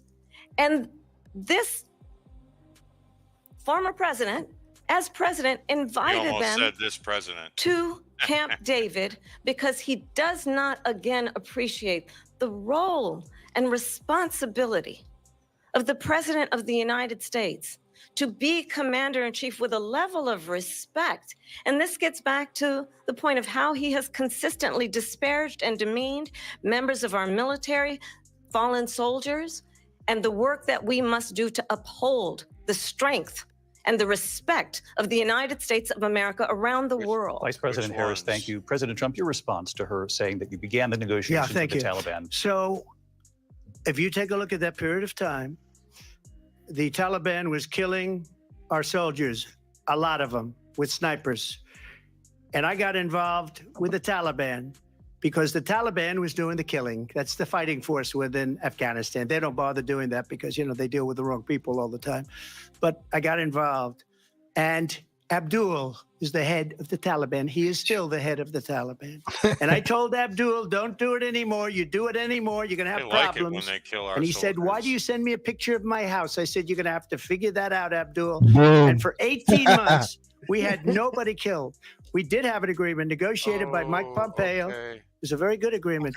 The reason it was good, we were getting out. We would have been out faster than them, but we wouldn't have lost the soldiers. We wouldn't have left many Americans behind, and we wouldn't have left $85 billion worth of brand new, beautiful military equipment behind. And just to finish, they blew it.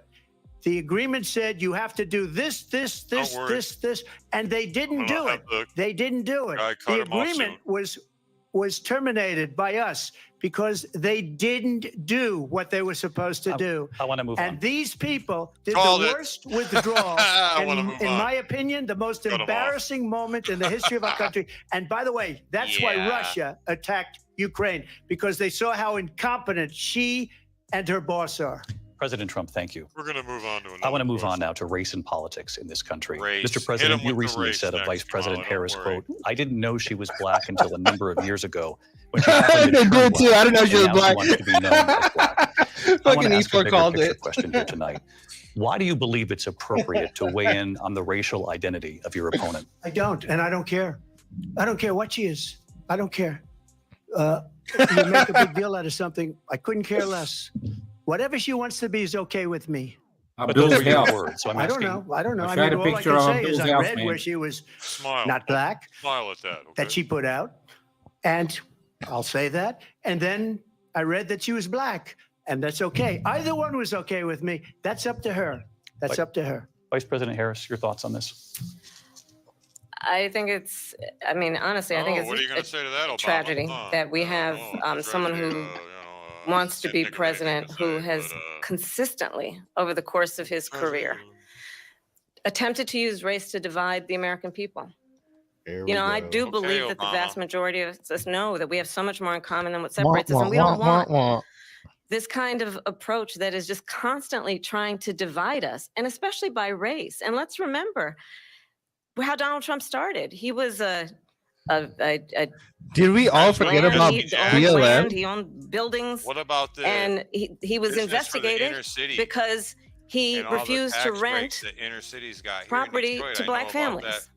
Let's remember, this is the same individual who took out a full-page ad in the New York Times calling for the execution of 5 young Black and Latino boys who were innocent, the Central Park 5. Took out a full-page ad calling for their execution. This is the same individual who spread birther lies about the first Black president of the United States.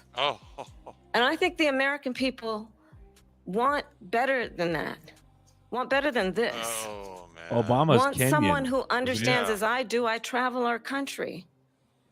We see Better than in this. each other You're president. What a the fuck? friend. We see in each other a neighbor. We don't want a leader who is constantly trying to have Americans point their fingers at each other. I meet with people all the time who tell me, can we please just have discourse about how we're going to invest in the aspirations and the ambitions and the dreams of the American people? Y'all won't even knowing let that Bernie regardless win. of people's color or the language their grandmother speaks, we all have the same Bunch of dreams and word aspirations salad. and want a president Bro, who a bunch invests of in just those, nothingness. not in hate and division. Vice President Harris, thank Dude hangs out President Trump, this Shaquille is now your O'Neal, man. third Come on, time. let's keep it moving. This is the most divisive presidency. Hangs out with in the Dennis history of Rodman, our country. Shaquille O'Neal, and the rest There's of the never been guys. anything like it. They're destroying our country. He's so racist. And they come up he, with things like pardon, what's it called? what you That dude just from said. Miami, the rapper. Going back many, Right? many years. Aesop That's A how lot of racist people, he is. including Mayor Bloomberg, Aesop agreed with Rocky me on the Park. Central Park 5. They admitted. They Black, said black. they You know pled that? guilty. And I said, well, if they pled guilty, they badly hurt a person, killed They're a mad person because he's ultimately. cutting off their little And if they weird pled freak guilty, then show. they pled, we're not guilty. But this is a person that has to stretch back years, 40, 50 years ago, Sorry, because your there's nothing supply now. line's I cut. built That's one of why the you gotta greatest open the border economies wide in the up, history stick of the world. people. And I'm going to build it again. It's going to be bigger, better, and stronger. But they're destroying our economy. They have no idea what a good economy is. Their oil policies, every single policy. And remember this, she is Biden. You know, she's trying to get away from Biden. I don't know the gentleman, she says. She is Biden. The She is worst Biden. inflation we've ever Obama. had. A horrible economy because inflation has made it so Biden bad. is Obama. And she can't get away with that. Thank you. Your time's up. I want to respond to that, though. I want to just respond briefly. Clearly, I am not Joe Biden, and I am certainly not Donald Trump. And what I do offer is She's a new totally generation of Obama, bro. leadership It's for our hilarious. country. You can hear One it. who believes Clearly, what look is at me. possible. I'm a One who woman. I'm brings us Kamala. such Like, She's optimism speaking in his ear. In her ear. about what we There's can no way she do can talk instead this of fast always and come back with shit disparaging like that the on her American own. people. You know? I believe in what we can do to strengthen our small businesses, which is No, she won't why I have a acknowledge plan. Let's Black talk Knight. She about won't our acknowledge anything like plans that. I wish they would say that. and let's compare the plans. How about you take I your have a earpiece plan out, huh? to give startup businesses $50,000 tax deduction to pursue their ambitions, their innovation, their level said ideas, it's a their mask. hard She work. is I have Obama. a plan, $6,000 for young families for the first year of your child's life Tax to deductions, help meaning you in we're not that gonna most take your critical money stage of anymore. your You can child's keep your money development. to some I have a business. plan that is That's the about plan. allowing people to plan be is able about to taxing pursue the shit out of what has capital been gains. fleeting Yeah, in terms your of the plan is to American build dream a by seawall offering in Hawaii help with down payment of destroy the $25,000 environment down payment and assistance fly for around in a first-time jet 'cause home you own buyers. the world. But That's the kind of everybody conversation I else has believe, got to David, follow that your people really restrictions, want but you're tonight, above the law, right? as You opposed to a built your conversation seawall that is now. constantly about belittling and name calling. Let's out with turn the Oprah. page Vice President and move Harris, forward. thank you. Let's turn to policy. President Let's Trump, turn back we to have to policy. move on. President Trump. Let's turn to policy, She has please. a plan to defund the police. She has a plan to confiscate everybody's gun. President Trump, she we has do a have to plan move to on to not other allow issues. fracking in Pennsylvania or anywhere else. Okay. Thank you, That's Mr. what her President. plan is until just recently. I just need Lindsay, to go ahead. respond because Trump, the President former Trump. president has said No, I'm something sorry. twice that I need to No, respond to. I'm sorry. We're I just gonna need to move on. respond Vice one President time Harris. to what he has President said Trump, this is multiple now times. your Yes. third time running for president. You have long vowed to repeal and replace the Affordable Care Act, also known as Obamacare. You have failed to accomplish that. You now say you're going to keep Obamacare, quote, unless we can do something much better. Last month, you said, quote, we're working on it. So Ask tonight, Trump about 9 years Obamacare after you and him first started canceling it. running, do you have a plan? And can you tell us what it is? Obamacare was lousy health care, always was. It's not very good today. And what I said, that if we come up with something, and we are working on things, we're going to do it and we're going to replace it. But remember this, I inherited Obamacare because Democrats wouldn't change it. They wouldn't vote for it. They were unanimous. They wouldn't vote to change it. If they would have done that, we would have had a much better plan than Obamacare. But the Democrats came up. They wouldn't vote for it. I had a choice to make when I was president. Do I save it and make it as good as it can be? Never going to be great. Or do I let it rot? And I felt I had an obligation, even though politically it would have been good to just let it rot and let it go away. I decided, and I told my people, the top people, and they're very good people. I have a lot of good people in that administration. We read about the bad ones. We had some real bad ones too, and so do they. They have really bad ones. The difference is they don't get rid of them. But let me just explain. I had a choice to make. Do I save it and make it as good as it can be, or do I let it rot? And I saved it. I did the right thing. But it's still never going to be great, and it's too expensive for people. And what we will do is we're looking at different plans. If we can come up with a plan that's going to cost our people, our population, less money and be better healthcare than Obamacare, then I would absolutely do it. But until then, I'd run it as good as it can be run. So just a yes or no, you still do not have a plan. I have concepts of a plan. I'm not president right now. But if we come up with something, I would only change it if we come up with something that's better and less expensive. And there are concepts and options we have to do that. And you'll be hearing about it in the not too distant future. Vice President Harris, in 2017, you supported Bernie Sanders' proposal to do away with private insurance and create a government-run healthcare system. Obama's 2 years telling later, her you proposed a plan that question in her included a earpiece private before they insurance ask option. What is your plan today? Well, first of all, I absolutely support, and over the last 4 years as vice president, private healthcare options. But what we need to do is maintain and grow the Affordable Care Act. But I'll get to that, Lindsay. I just need to respond to a previous point that the former president has made. I've made very clear my position on fracking. And then this business about taking everyone's guns away. Tim Walz and I are both gun owners. We're not taking anybody's guns away. So stop with the continuous lying about this stuff. As it relates to the Affordable Care Act, understand, just look at the history to know where people stand.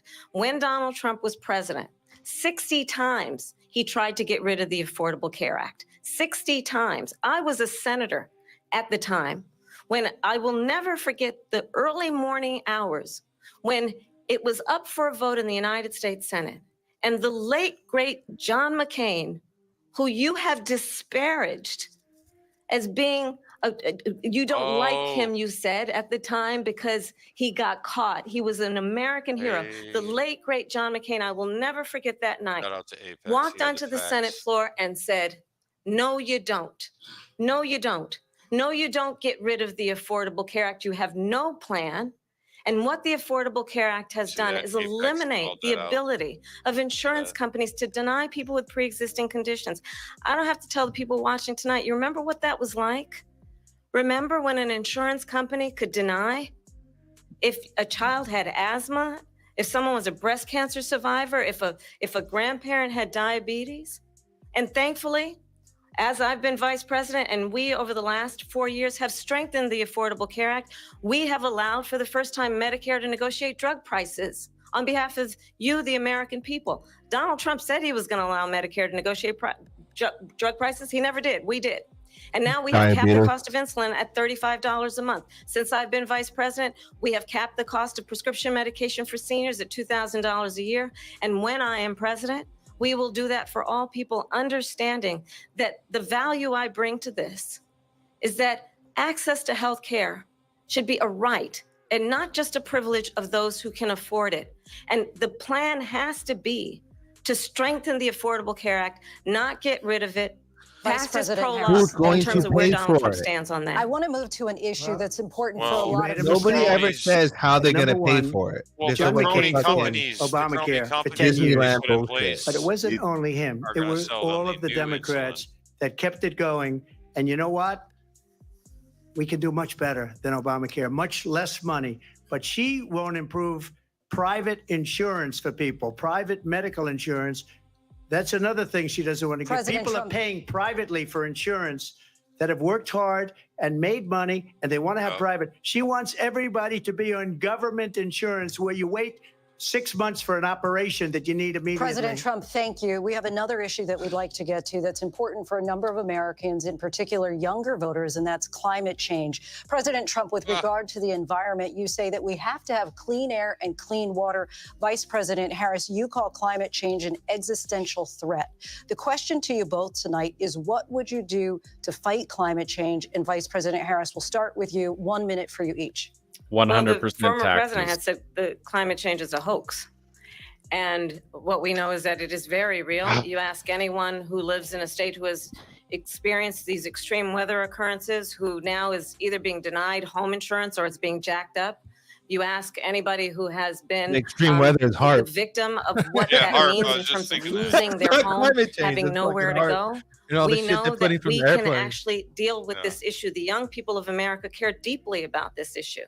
And I am proud that as vice president over the last 4 years, we have invested $1 trillion in a clean energy economy, while we have also increased domestic gas production to historic levels. We have created over 800,000 new manufacturing jobs while I have been vice president. We have invested in clean energy to the point that we are opening up factories around the world. Donald Trump said he was going to create manufacturing jobs. We exporting your jobs around the world. I'm done. And I'm also proud to have the endorsement of the United Auto Workers and Sean Fain, who also know that part of building a clean energy economy includes investing in American-made products, American automobiles. It includes growing what we can do around American manufacturing and opening up auto plants, not closing them like happened under Donald Trump. President Harris, thank you. It didn't happen under Donald Trump. Let me just tell you, they lost 10,000 manufacturing jobs this last month. It's going, they're all leaving. They're building big auto plants in Mexico, in many cases owned by China. They're building these massive plants, and they think they're going to sell their cars into the United States because of these people. What they have given to China is unbelievable. But we're not going to let that. We'll put tariffs on those cars so they can't come into our country, because they will kill the United Auto Workers and any auto worker, whether it's in Detroit or South Carolina or any other place. What they've done to business and manufacturing in this country is horrible. We have nothing because they refuse. You know, Biden doesn't go after people because supposedly China paid him millions of dollars. He's afraid to do it. Between him and his son, they get all this money from Ukraine. They get all this money from all of these different countries. And then you wonder, why is he so loyal to this one, that one, Ukraine, China? Why is he? Why did he get $3.5 million from the mayor of Moscow's wife? Why did she pay him $3.5 million? This is a crooked administration, and they're selling our country down the tubes. President Trump, thank you. Thank you. We'll be right back with closing statements from both of our candidates. An historic night, this ABC News presidential debate from Philadelphia. Back in a moment. We'll be right back, but we're not going to talk about Hunter Biden 9 counts of guilty charges of felonies. Ford fucking Ranger by Pfizer. Ford fucking Ranger. Ford fucking Ranger. We'll be right back. What up, everyone? Let's go, bro. I'm on commercial break. I'll pop it back on when it goes back on. She literally just said we invested billions of dollars in all this stuff and gave the jobs around the world. What are your jobs? Hey, y'all heard that? She said it. I didn't say it. I was like, okay. This So I is tell you crazy, what, bro. she had Crazy. some good training. Let's give props. Obama came That in. That was good. She got good training. Nah, bro, that's Klaus. Klaus has a school. Klaus has a school for the young global leaders. He has a program and he teaches people how to talk and stuff. So if you look at the way how Kamala was speaking today, Vivek has the same shit. Rishi Sunak talked the same way. A lot of these other politicians that go to a lot of other Trudeau. Yep, Trudeau talks the same way. Gavin Newsom talks the same way. A lot of this fucking what's his name? Florida. What's his fucking name? DeSantis. DeSantis always talks the same way too. All these people that are young global leaders that go to the Klaus school, they get taught how to speak and how to present themselves and how to what words to say and how to control your demeanor and how to seem like you're just this well-educated, well-rounded person and how you're a trusted being and all this. Well, it's fucking wild, very bro. Interesting was there's a terminology people want to do, and I see it every day in corporate America, where they don't want to address the current issues. It's can we just move on, right? Yeah. That's a very popular thing to do when you don't want to address the current problem. Yeah, you want to try to 100%. move it down the road, but the problem is, just deflecting. It follows you. Yeah, it follows you. Now let's just be honest. If you already have the job, you're the number 2 person in charge, and you haven't done any of those things, what makes you think you're going to do them now after you're president? True. That's true. So, and I'll give you an example. At my previous job, I used to go around and I said, when I become in charge of this is what we're doing, X, Y, and Z. Day one, when I was given that position, I had to roll on it. I had to stand on it. Yeah. To the point where I fit projects that should have been rolled out over the years. I rolled it out over months. If you don't believe me, you can ask Chris Santiago. You can ask Mike Lacombe. I say names. You guys, anybody who worked at Spartan. You guys, Dewey Lutzo. All these people are on. Can I phone them up right now? Yeah, find them on LinkedIn. Fact check. Find them on LinkedIn. To the point Call them up, Ellie. Call them up. To the point. Let me tell you something. To the point where I got. He ain't lying. He ain't lying. I have one letter. I have, when you go to different jobs, you have letters of recommendation. There's only one letter of recommendation I ever needed, and that's from Dewey Lutzo. I didn't even ask for it. He gave it to me. Damn. He gave it to me. And it's a part of my brag book when I look for employment. I talk to jobs. I've only had to get. And that's a nice brag book. That's a nice one. So I only needed one. And it literally started out like that. He's very passionate. He does the right things at all times, and he rolls out and does his job. He does this and this and this. I need nothing else after that. Don't care what anybody else think. Because the CIO, this guy who I had not a great history with, meaning we just saw different points of view on things, but he still promoted me at the very end of the day, and I still rolled these things out, right? So I had to stand on business. She ain't standing on business, y'all. Hey, where's these free college tuitions that was supposed to be written off? If I agree with it or not, that should never happen. Where's it at? Explain how you're supposed to wipe off. It's in the billions, I believe, right? The student debt, it's in the billions. It's a lot. It's double-digit billions. Yeah. how are you gonna wipe off double-digit billions, and at the same time have this quantitative easing plan of printing $1 trillion per year? Eventually, going to turn to months because of the interest rates. So, like, steal it from the middle class. We have $1 trillion of we're paying $1 trillion of interest, and then we're printing $1 trillion a year, meaning that the interest is going to triple. Like, the interest is going to be more than $1 trillion. Way too fast. So what we saw, there we go. You guys are seeing we're done. You're seeing a globalist. We're back. Closing statements, and Vice President Harris, we begin with you. So I think you've heard tonight two very different visions for our country. One that is focused on the future, and the other that is focused on the past, and an attempt to take us backward. But we're not going back. And I do believe that the American people know we all have so much more in common than what separates us. And we can chart a new way forward. And a vision of that includes having a plan, understanding the aspirations, the dreams, the hopes, the ambition of the American people, which is why I intend to create an opportunity economy, investing in small businesses, in new families, in what we can do around protecting seniors, what we can do that is about giving hardworking folks a break and bringing down the cost of living. I believe in what we can do together that is about sustaining America's standing in the world and ensuring that we have the respect that we so rightly deserve, including respecting our military and ensuring we have the most lethal fighting force in the world.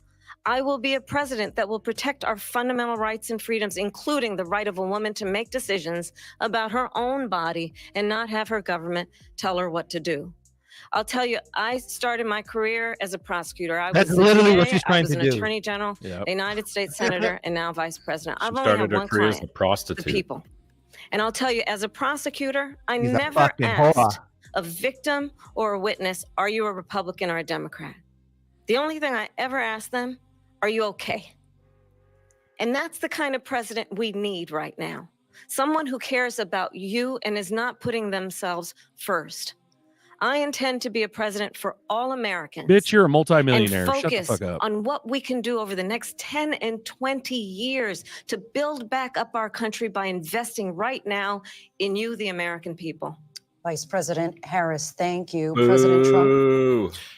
So she just started by saying she's going to do this, she's going to do that, she's going to do all these wonderful things. Why hasn't she done it? She's been there for 3.5 years. They've had 3.5 years to fix the border. They've had 3.5 years to create jobs and all the things we talked about. Why hasn't she done it?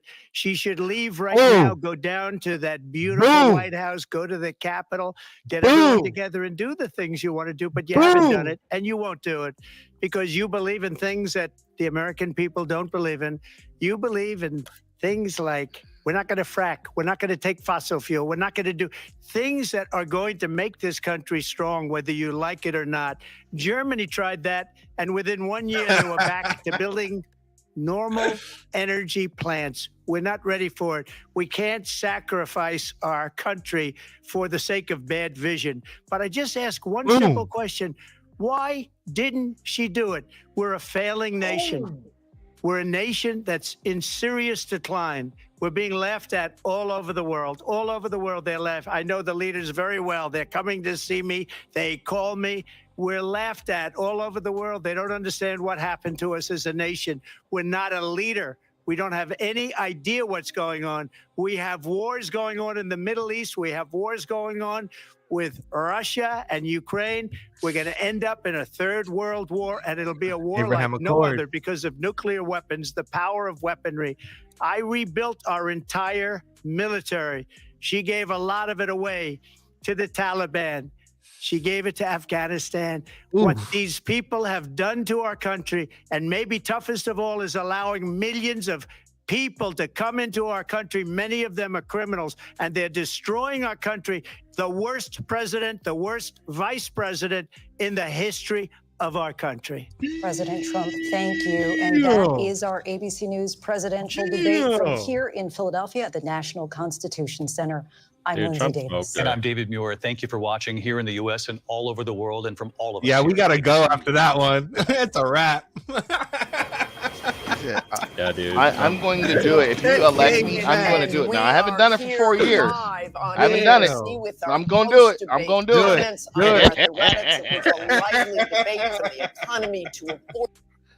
Tell her ass to go down there right now and go do it. She won't. Bro, they're definitely gonna do. She ain't got shit. They're definitely gonna do a false flag, bro. They're about to do some shit, bro. So she, bro, that's wild. Well, he's right about that. You got call their ass You got out. all these people coming in your country and eating all this pussy, man. All the pussy's been eaten. Right, bro. There's nothing left for us to eat. The Haitians. We gotta bro. start eating The pussy.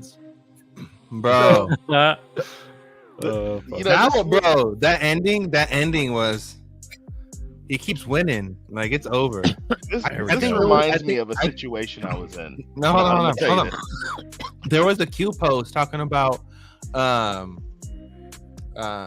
it's our turn. Watch them crumble, blah blah blah, something like that. Like no matter what they do, they're gonna fail or something like that. You know what I'm talking about? There's a post like that, right? I think that's where we're at now. I think we're at the point where it's like, you know, they're done because Janet got COVID. Go ahead. So this reminds me of everybody you all have worked with. This is hit home for everybody. How many times, and we all here have jobs, right? How many times have you worked with a person for the last 7 months, maybe a couple years? They were supposed to do a task and they never did it. And then they get called out by somebody. And then they say, give me another chance, I'm going to do it. You had 8 months. You had 6 months. You had 3 months. Did you stock the shelves like you were supposed to last night? No. When are you going to do it? Just give me another chance. But they have 4 years. Even if she said all this stuff and she got started tomorrow, people would feel better. Do you think she's going to get started tomorrow? No. No, she has no intention. He called her out to get started today. He said, "Go get your ass right now." He said, "We can stop go the wake debate." up, Joe. He said, "We can stop the debate." He said, "We're wasting time, and we can all watch you go do something right now." I just want to jump on and say one thing. Just want to jump on real quick. Say one thing. What's up? What you heard tonight, coming from Kamala Harris, the left, attacking everything that man does, is what we're going to have to look forward to for the next 4 years after Trump wins, unless he rounds them all up and sends them to Gitmo. That's the only thing that's going to bring peace. This only ends one way. And I guarantee you, you don't do something like that to Donald J. Trump twice. He's going to see how you acted, and then if he gets to that spot again to where you have an opportunity to do that, he will not allow it. So expect some mass arrest on the horizon. You want to check Alchemist, or you want to check Alchemist Nerdy, or you want me to? No, I don't even care. Trump salad tossers. I don't even care. Look, check this out. I believe that you're 100% correct because look at Hunter. Hunter admitted nine felonies. It's over for him, and within his hearing, he admitted that Joe was the big guy, that he was the one that's taking the 10%. So think about that. Hunter admitted to felonies, 9 counts of felonies, and he ousted his father within that case. Yeah. So what? He had to save his neck. So now they have more than reasonable cause to go and arrest Biden. But he pled guilty, and it squashes everything. So that's over. How do you insert evidence into court? They're going to have to come after Trump, and he's going to have to defend himself by using the things that they've done against him in his defense. That's how you enter it into court. You can't just go into court and say, hey, look what these people did, because they run the courts. They have to bring him into court, and then he had to use it as a defense to defend himself by saying, this is what y'all did to me. I find it, on that note, I found it interesting how they brought up the election, and they brought up the fact that they never saw any of the evidence. I found that was very interesting. Because a lot of people don't even really know about that or even talk about that, right? So, damn. They never went to court. They said in the debate they never went to court because they were found to have no standing. And if you have no standing, it just gets thrown out because you don't even have the right to be here. Yeah. And he said, how can you even not have a right to be here whenever you're the one to get screwed on the election? So it's all a scam. They're going to try to do the same thing again. They have to try to steal it. And they have to try to steal it. And then they're going to get caught. This is the biggest sting operation in the history of the world. They're all getting busted. They're all getting arrested. I have one question. And the Black Swan's already set up. Sorry. Yeah. Who voted for Kamala? Can you name one person who voted? No, bro. It's just like Gavin Newsom. He just got put in. Tyson. There you go. I don't even think she. Like, there's not a single vote out there for her. The Black Swan's already set up, bro. It's a collapse. It's a financial collapse. I don't even think she won the election when she was elected for senator. I don't think she won that election. Oh no, bro. They stole that for her for sure, bro. 100%. The game. We don't know a single person. Now, during that election, it may have been stolen, but you know people, or there's people out there who voted for her. Who voted for her to be the head of the DNC candidate? Who voted for her? Oh, nobody. That was stolen. She stole the campaign product. They gave it to her. Also goes Fuma, and that also goes into the court evidence because the court evidence proved. Because I watched all of Mike Lindell's stuff, and all of it shows that all the elections, even going past Obama, even going back to Bush, all of them are rigged because of the dominion system we're using and everything that we're doing. But if you look, a lot of the elected officials, even in state elections, a lot of them are null and void. So a lot of everything is null and void. I'm just saying. If you look at what happened with Biden, with Kamala taking over, Joe Biden was the elected campaign. The president in running. Yeah. So now he's gotten all these contributions for his campaign, and now Joe's out, and Kamala stole Joe's money. That was Joe's money. Even if he's not going to run to be the president, it's still his money. She's got to get her own campaign money, but they took that money from Joe. That's right. But that money, we went over this, and that money will get it'll just get donated to the DNC, and the DNC could just donate it back to her. Hey, can I say one thing? Just one question. Yeah, Remy on deck. Go, brother. What's up, Remy? Go ahead. What's up? What's going on, Nerdy? Zerker, Fuma, and everyone else. Hey, my biggest concern still is just the whole cheating thing. And I mean, I don't know how we're going to do this. I mean, 75 million to 81 million. This dude had 81. Okay, whatever. So, are you concerned that she was endorsed by a villain? She was endorsed like if we were watching Scooby-Doo and they yanked off his head, he would be the villain. Like this dude was a villain, guys. He's not a good guy. Fuma, actually, what had happened was to overshadow whatever the fuck's gonna come. Whatever Trump lost the night shift. Yeah. When Trump lost the night shift vote, and when the night shift came on overnight, after everybody had stopped counting, the night shift voted for Biden. Yeah, no, dude, it's crashed, bro. I mean, Buffett's got the most cash he's ever had, bro. Buffett's got the most cash. Everything's been tanking lately. It's fucking financial collapse. The fucking election won't even matter, bro. When that happens, lower level, it won't. It's funny that you say that. What's even wild is that Trump was like, "Oh, that's old news. Let's move past it." That's wild. What are you talking about? The election, the 2020 election. He said when they're talking about it, they're like, "Oh, that's old news. Let's move past it." Right. So it's like, how can he even move past a stolen election? That's a head fake. But nerdy, we haven't seen anything yet. Like, so I hope that's they get fucking held accountable. When he says let's move past it, that's a head fake. He's not going to be the one to bring it up. He's not going to be the one to keep it on the front burner. He's going to let it fade into the distant memory so that they don't defend against it. And then the authorities are going to be the ones that arrest these people.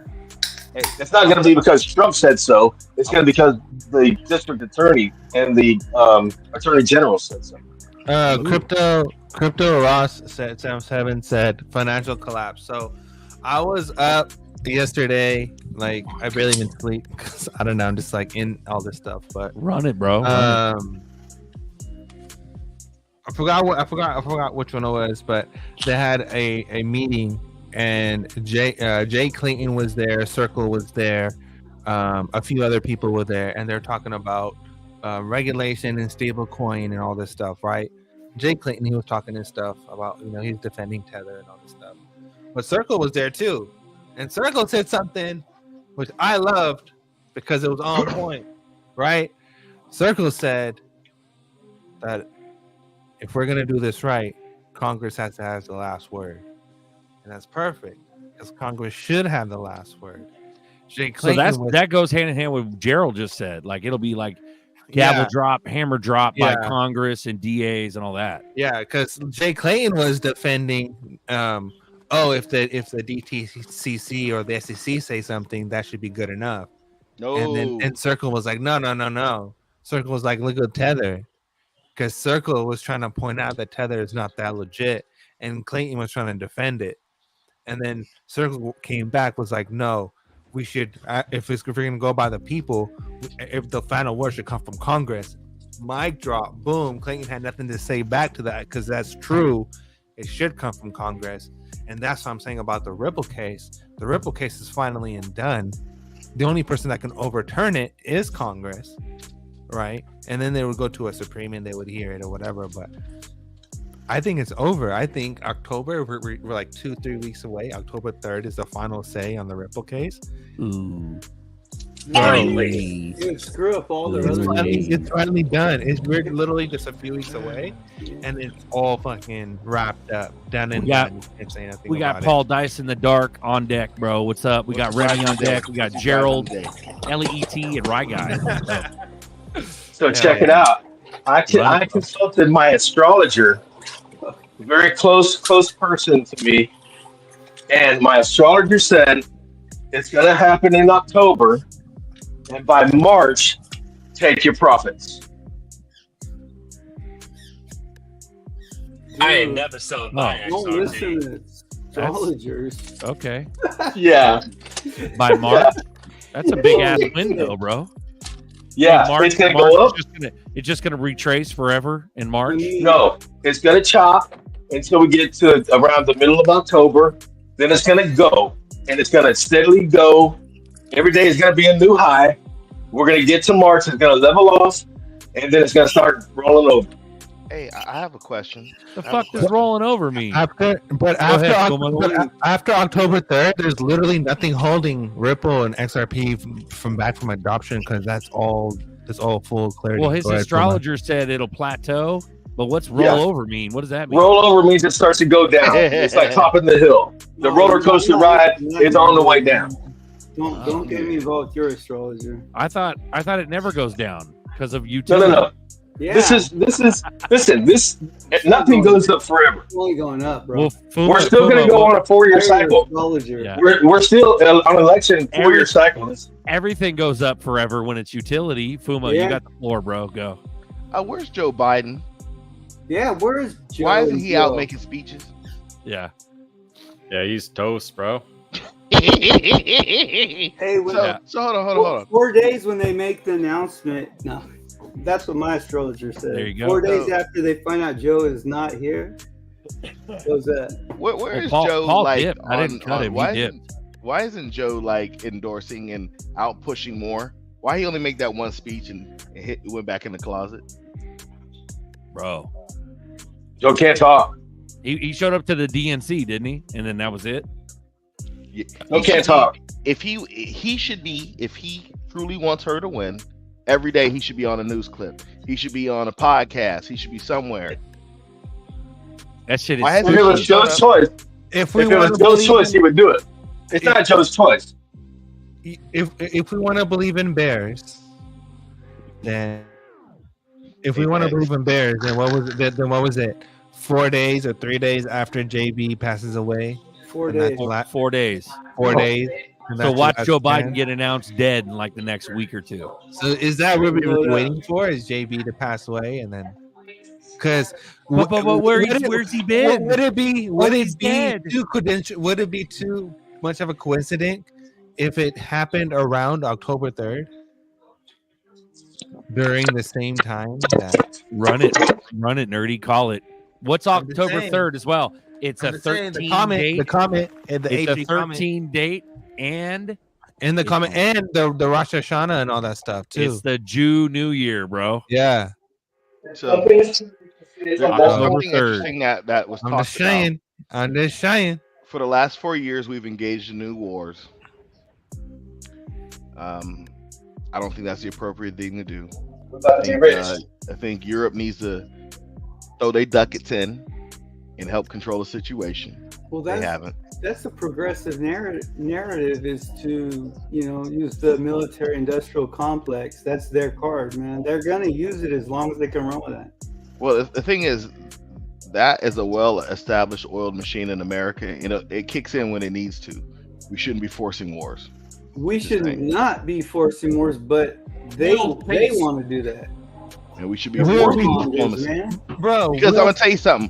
We buy missiles, whether we're using them or not. They go bad. I'm not gonna tell y'all the truth. Radio equipment, just like all servers and all that equipment, has a shelf life, has an end-of-year life. So contracts are getting renewed, right? Mm-hmm. You're gonna renew the contracts. We're gonna buy the equipment. If we use it, we use it. We don't, we don't. But again, we're talking about using equipment to take lives that kills the world economy. Not that I'm a globalist, but I'm just saying. The old firecrackers that you get away from last New Year. So I think it's so wild. I think it's so wild that we're here at an election debate talking about another nation's issues.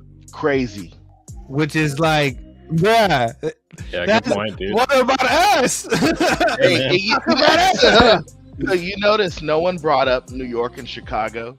Yeah, the homelessness. No one talked about homelessness. They talk about eating the ducks, bro. Cats and dogs. Talk about immigration and all other dogs.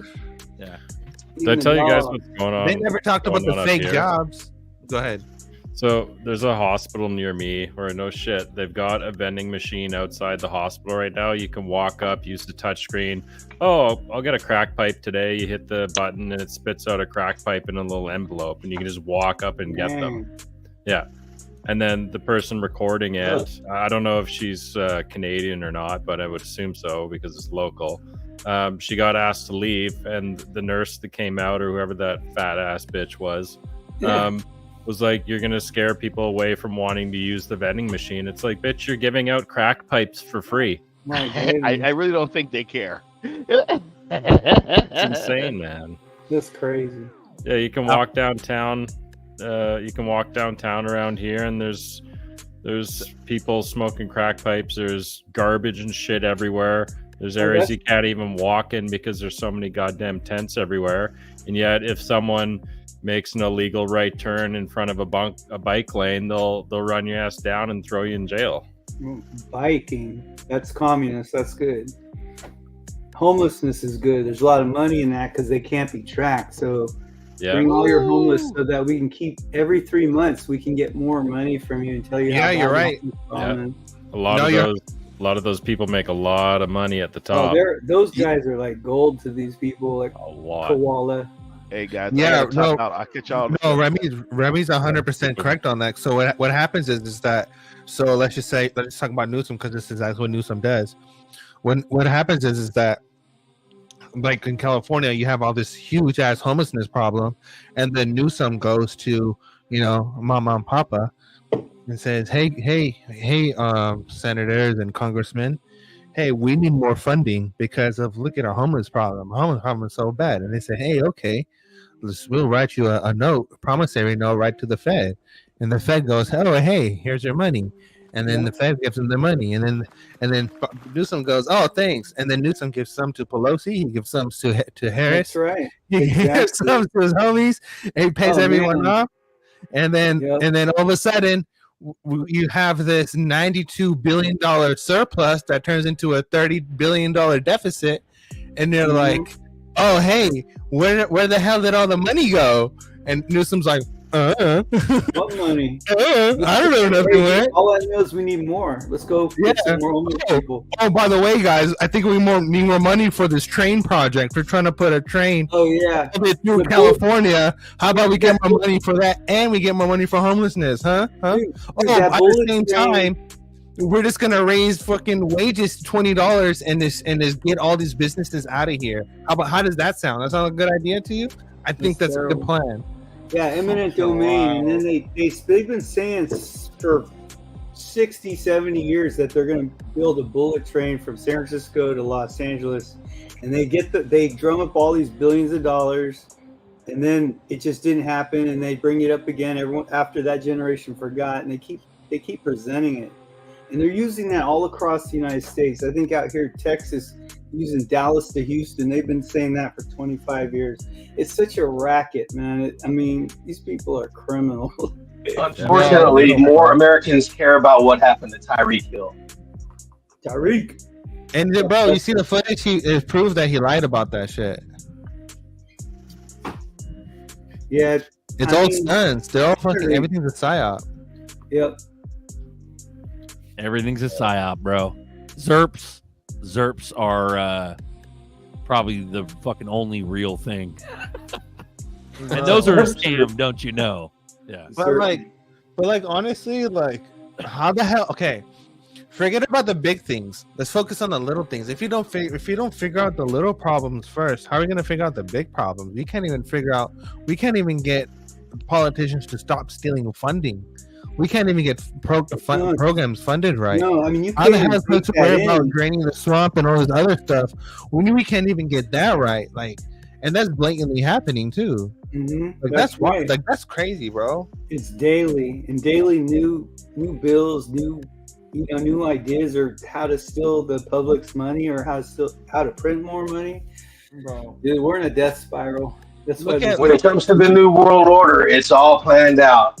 I love you guys. I'm going to bed. Good night. Good night, Gerald. Thanks for having me. Good night, Gerald. See you, bud. Look at Ilhan Omar in her district and how she stole her election, and how she just had a rally for people that were all Haitians, and no one spoke English. She literally spoke the rally in Haiti. That's fucking crazy, bro. I think it was Michigan or something just approved for people to pray 5 times a day or whatever. All this shit is happening. What the fuck? What the fuck is going on? What the fuck is going on? Clown world, bro. Fucking clown world. What? Why are all these fucking churches burning down? Who the fuck is burning them down? The devil. Who the fuck is burning them down? Beep beep, honk honk. Hey, though we walk in the flesh, or we don't war after the flesh, because the weapons of our work are not carnal, but mighty through God, the pulling down of strongholds. So we war against the devil, dude, and that's all there is to it. Can't see him, but God does. God wins. Yeah. Yeah, amen to that. Amen. I just don't like where the world is going. No. It's ridiculous. It's sad, man. People are really getting hurt. People are really out there, no air conditioning in the summer, not getting enough food. Yeah, it's tough, man. It's real too. Yeah. There's a lot of deficiencies. Don't get me wrong. Yeah, people are doing it tough. People are doing it tough, man. Crypto isn't going up. It fucking sucks, man. Yeah. Yeah. People are selling their crypto to make ends meet, man. When they had, all of these dreams that they had, and so many people are selling because they have to. Bro, we've been done not being able to afford shit for 4 fucking years. It's just been tightening and tightening and tightening the noose around our necks. Yeah, we're about to pop, bro. We're about to go.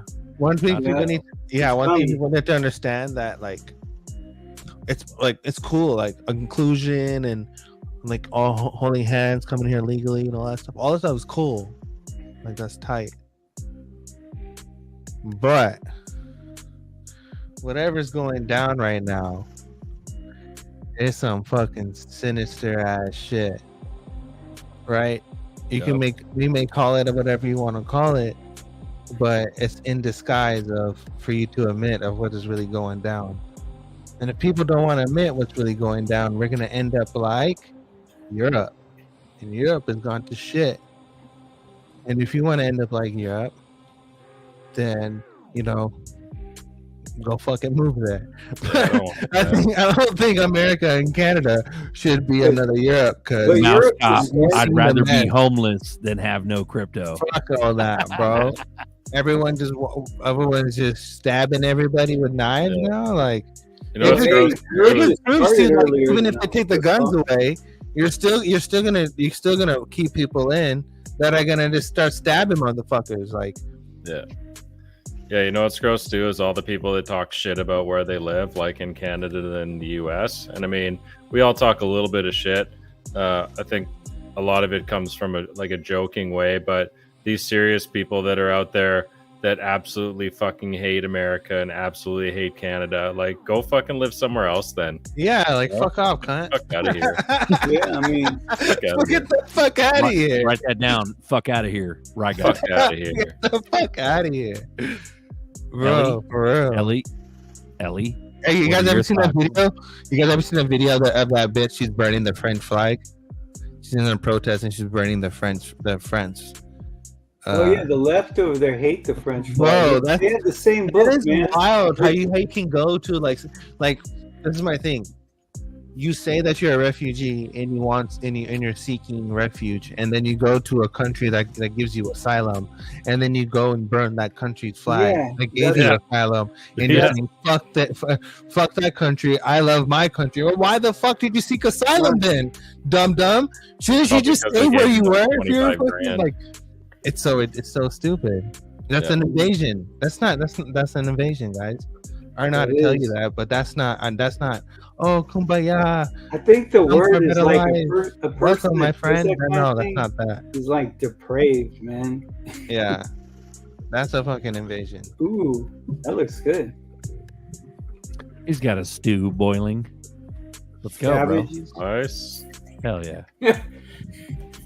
Is that real Ellie or AI Ellie? I can't tell. He doesn't have a shirt on. That's right. We green screened it onto him. Oh yeah. We're going on like 2 hours, 15 minutes. I gotta piss. You guys want to call it? We can wait for you. I gotta go too. I gotta pick up Dad from the airport. Right. Oh, okay. Oh man. All right, guys. All right. I gotta go play pickleball tomorrow early. Let's fucking call it. Let's call it then. Peace out. You guys are fucking awesome. Thanks, guys. Keep your heads up. It's gonna be all right. It's gonna be all right. Don't sell your fucking XRP. Is gonna be all right. Here's one of my favorites by Bagman. I love you guys dearly. Cheer up. It's coming. Rosh Hashanah. This whole fucking thing. Let's hope it starts earlier, man. Fuck it. Let's go. All right, later, fellas. Good night. Later. Peace out. Clock ticking like tick-tock, moon suit. We about to lift off. Tick-tock, got you looking at your wristwatch. Don't hip-hop, cause we about to moonshot. Time is ticking, you're still supporting people that's chilling, praying that the coins you're buying is the winning. Sitting in your car, wasting time for moving, tick-tocking. Brain is on flood, clogging up your crypto vision. Negative vibrations messing up your soul mission. They say patience is a virtue, but your weak hands got you lose hope and pushes you in the end of your rope. Clock ticking like tick-tock, moon suit. We about to lift off. Tick-tock, got you looking at your wristwatch. Don't hip-hop, cause we about to moonshot. Bag stuffed to the tip-top. Not much time left on the clock, going tick-tock. Got my bags packed and my keys locked. Headed for the moonshot, you not ready and it's moon o'clock. Look at me as we boosting up. I told you so, now we at the top. Champagne pouring, pop the top. I double down, I got my sparks dropped. We at the XRP money swap. By the island hop, bags make your head pop. Clock ticking like tick-tock, moon suit. We about to lift off. tick tock. Got you looking at your wristwatch. Don't hip hop, cause we about to moonshot. It's Lady E here in motion, following intuition and not emotions. I'm rapping all the women of Crypto Nation, manifesting my crypto goal to come in fruition. I'm buying dips, holding strong, but not for long. Soon I'll be island hopping, moon gazing, seeing that the moon shot is coming. Crypto vision so bright, I can see the sun shining from a mile. Clock ticking, ticking like tick tock. Moon soup, we about to lift off. Tick tock, got you looking at your wristwatch. Don't hip hop, cause we about to moonshot. Governments print them dollar bills, and they shoot to kill. Always gotta keep it real, only eating red pills. When them candles turn red, no I'm buying it. Got some cash on the side just to buy the dip. Loading up my bags now in the rocket ship. The XRP fam here and they hopping in. Pushing buttons in the cockpit. Lady E on the track and we rocking it. Pulling up now on the cosmic strip. Clock ticking, ticking like tick tock. Moon soup, we about to lift off. Tick tock, got you looking at your wristwatch. Don't hip hop, cause we about to moonshot. Energy levels rising, my heart's pounding, saying tick tock, no more time wasting, just start blazing. Me and bags over here, high vibing, and we soon going mooning. Lady E here bouncing, bouncing, bouncing, bouncing, bouncing, bouncing, bouncing, bouncing, bouncing.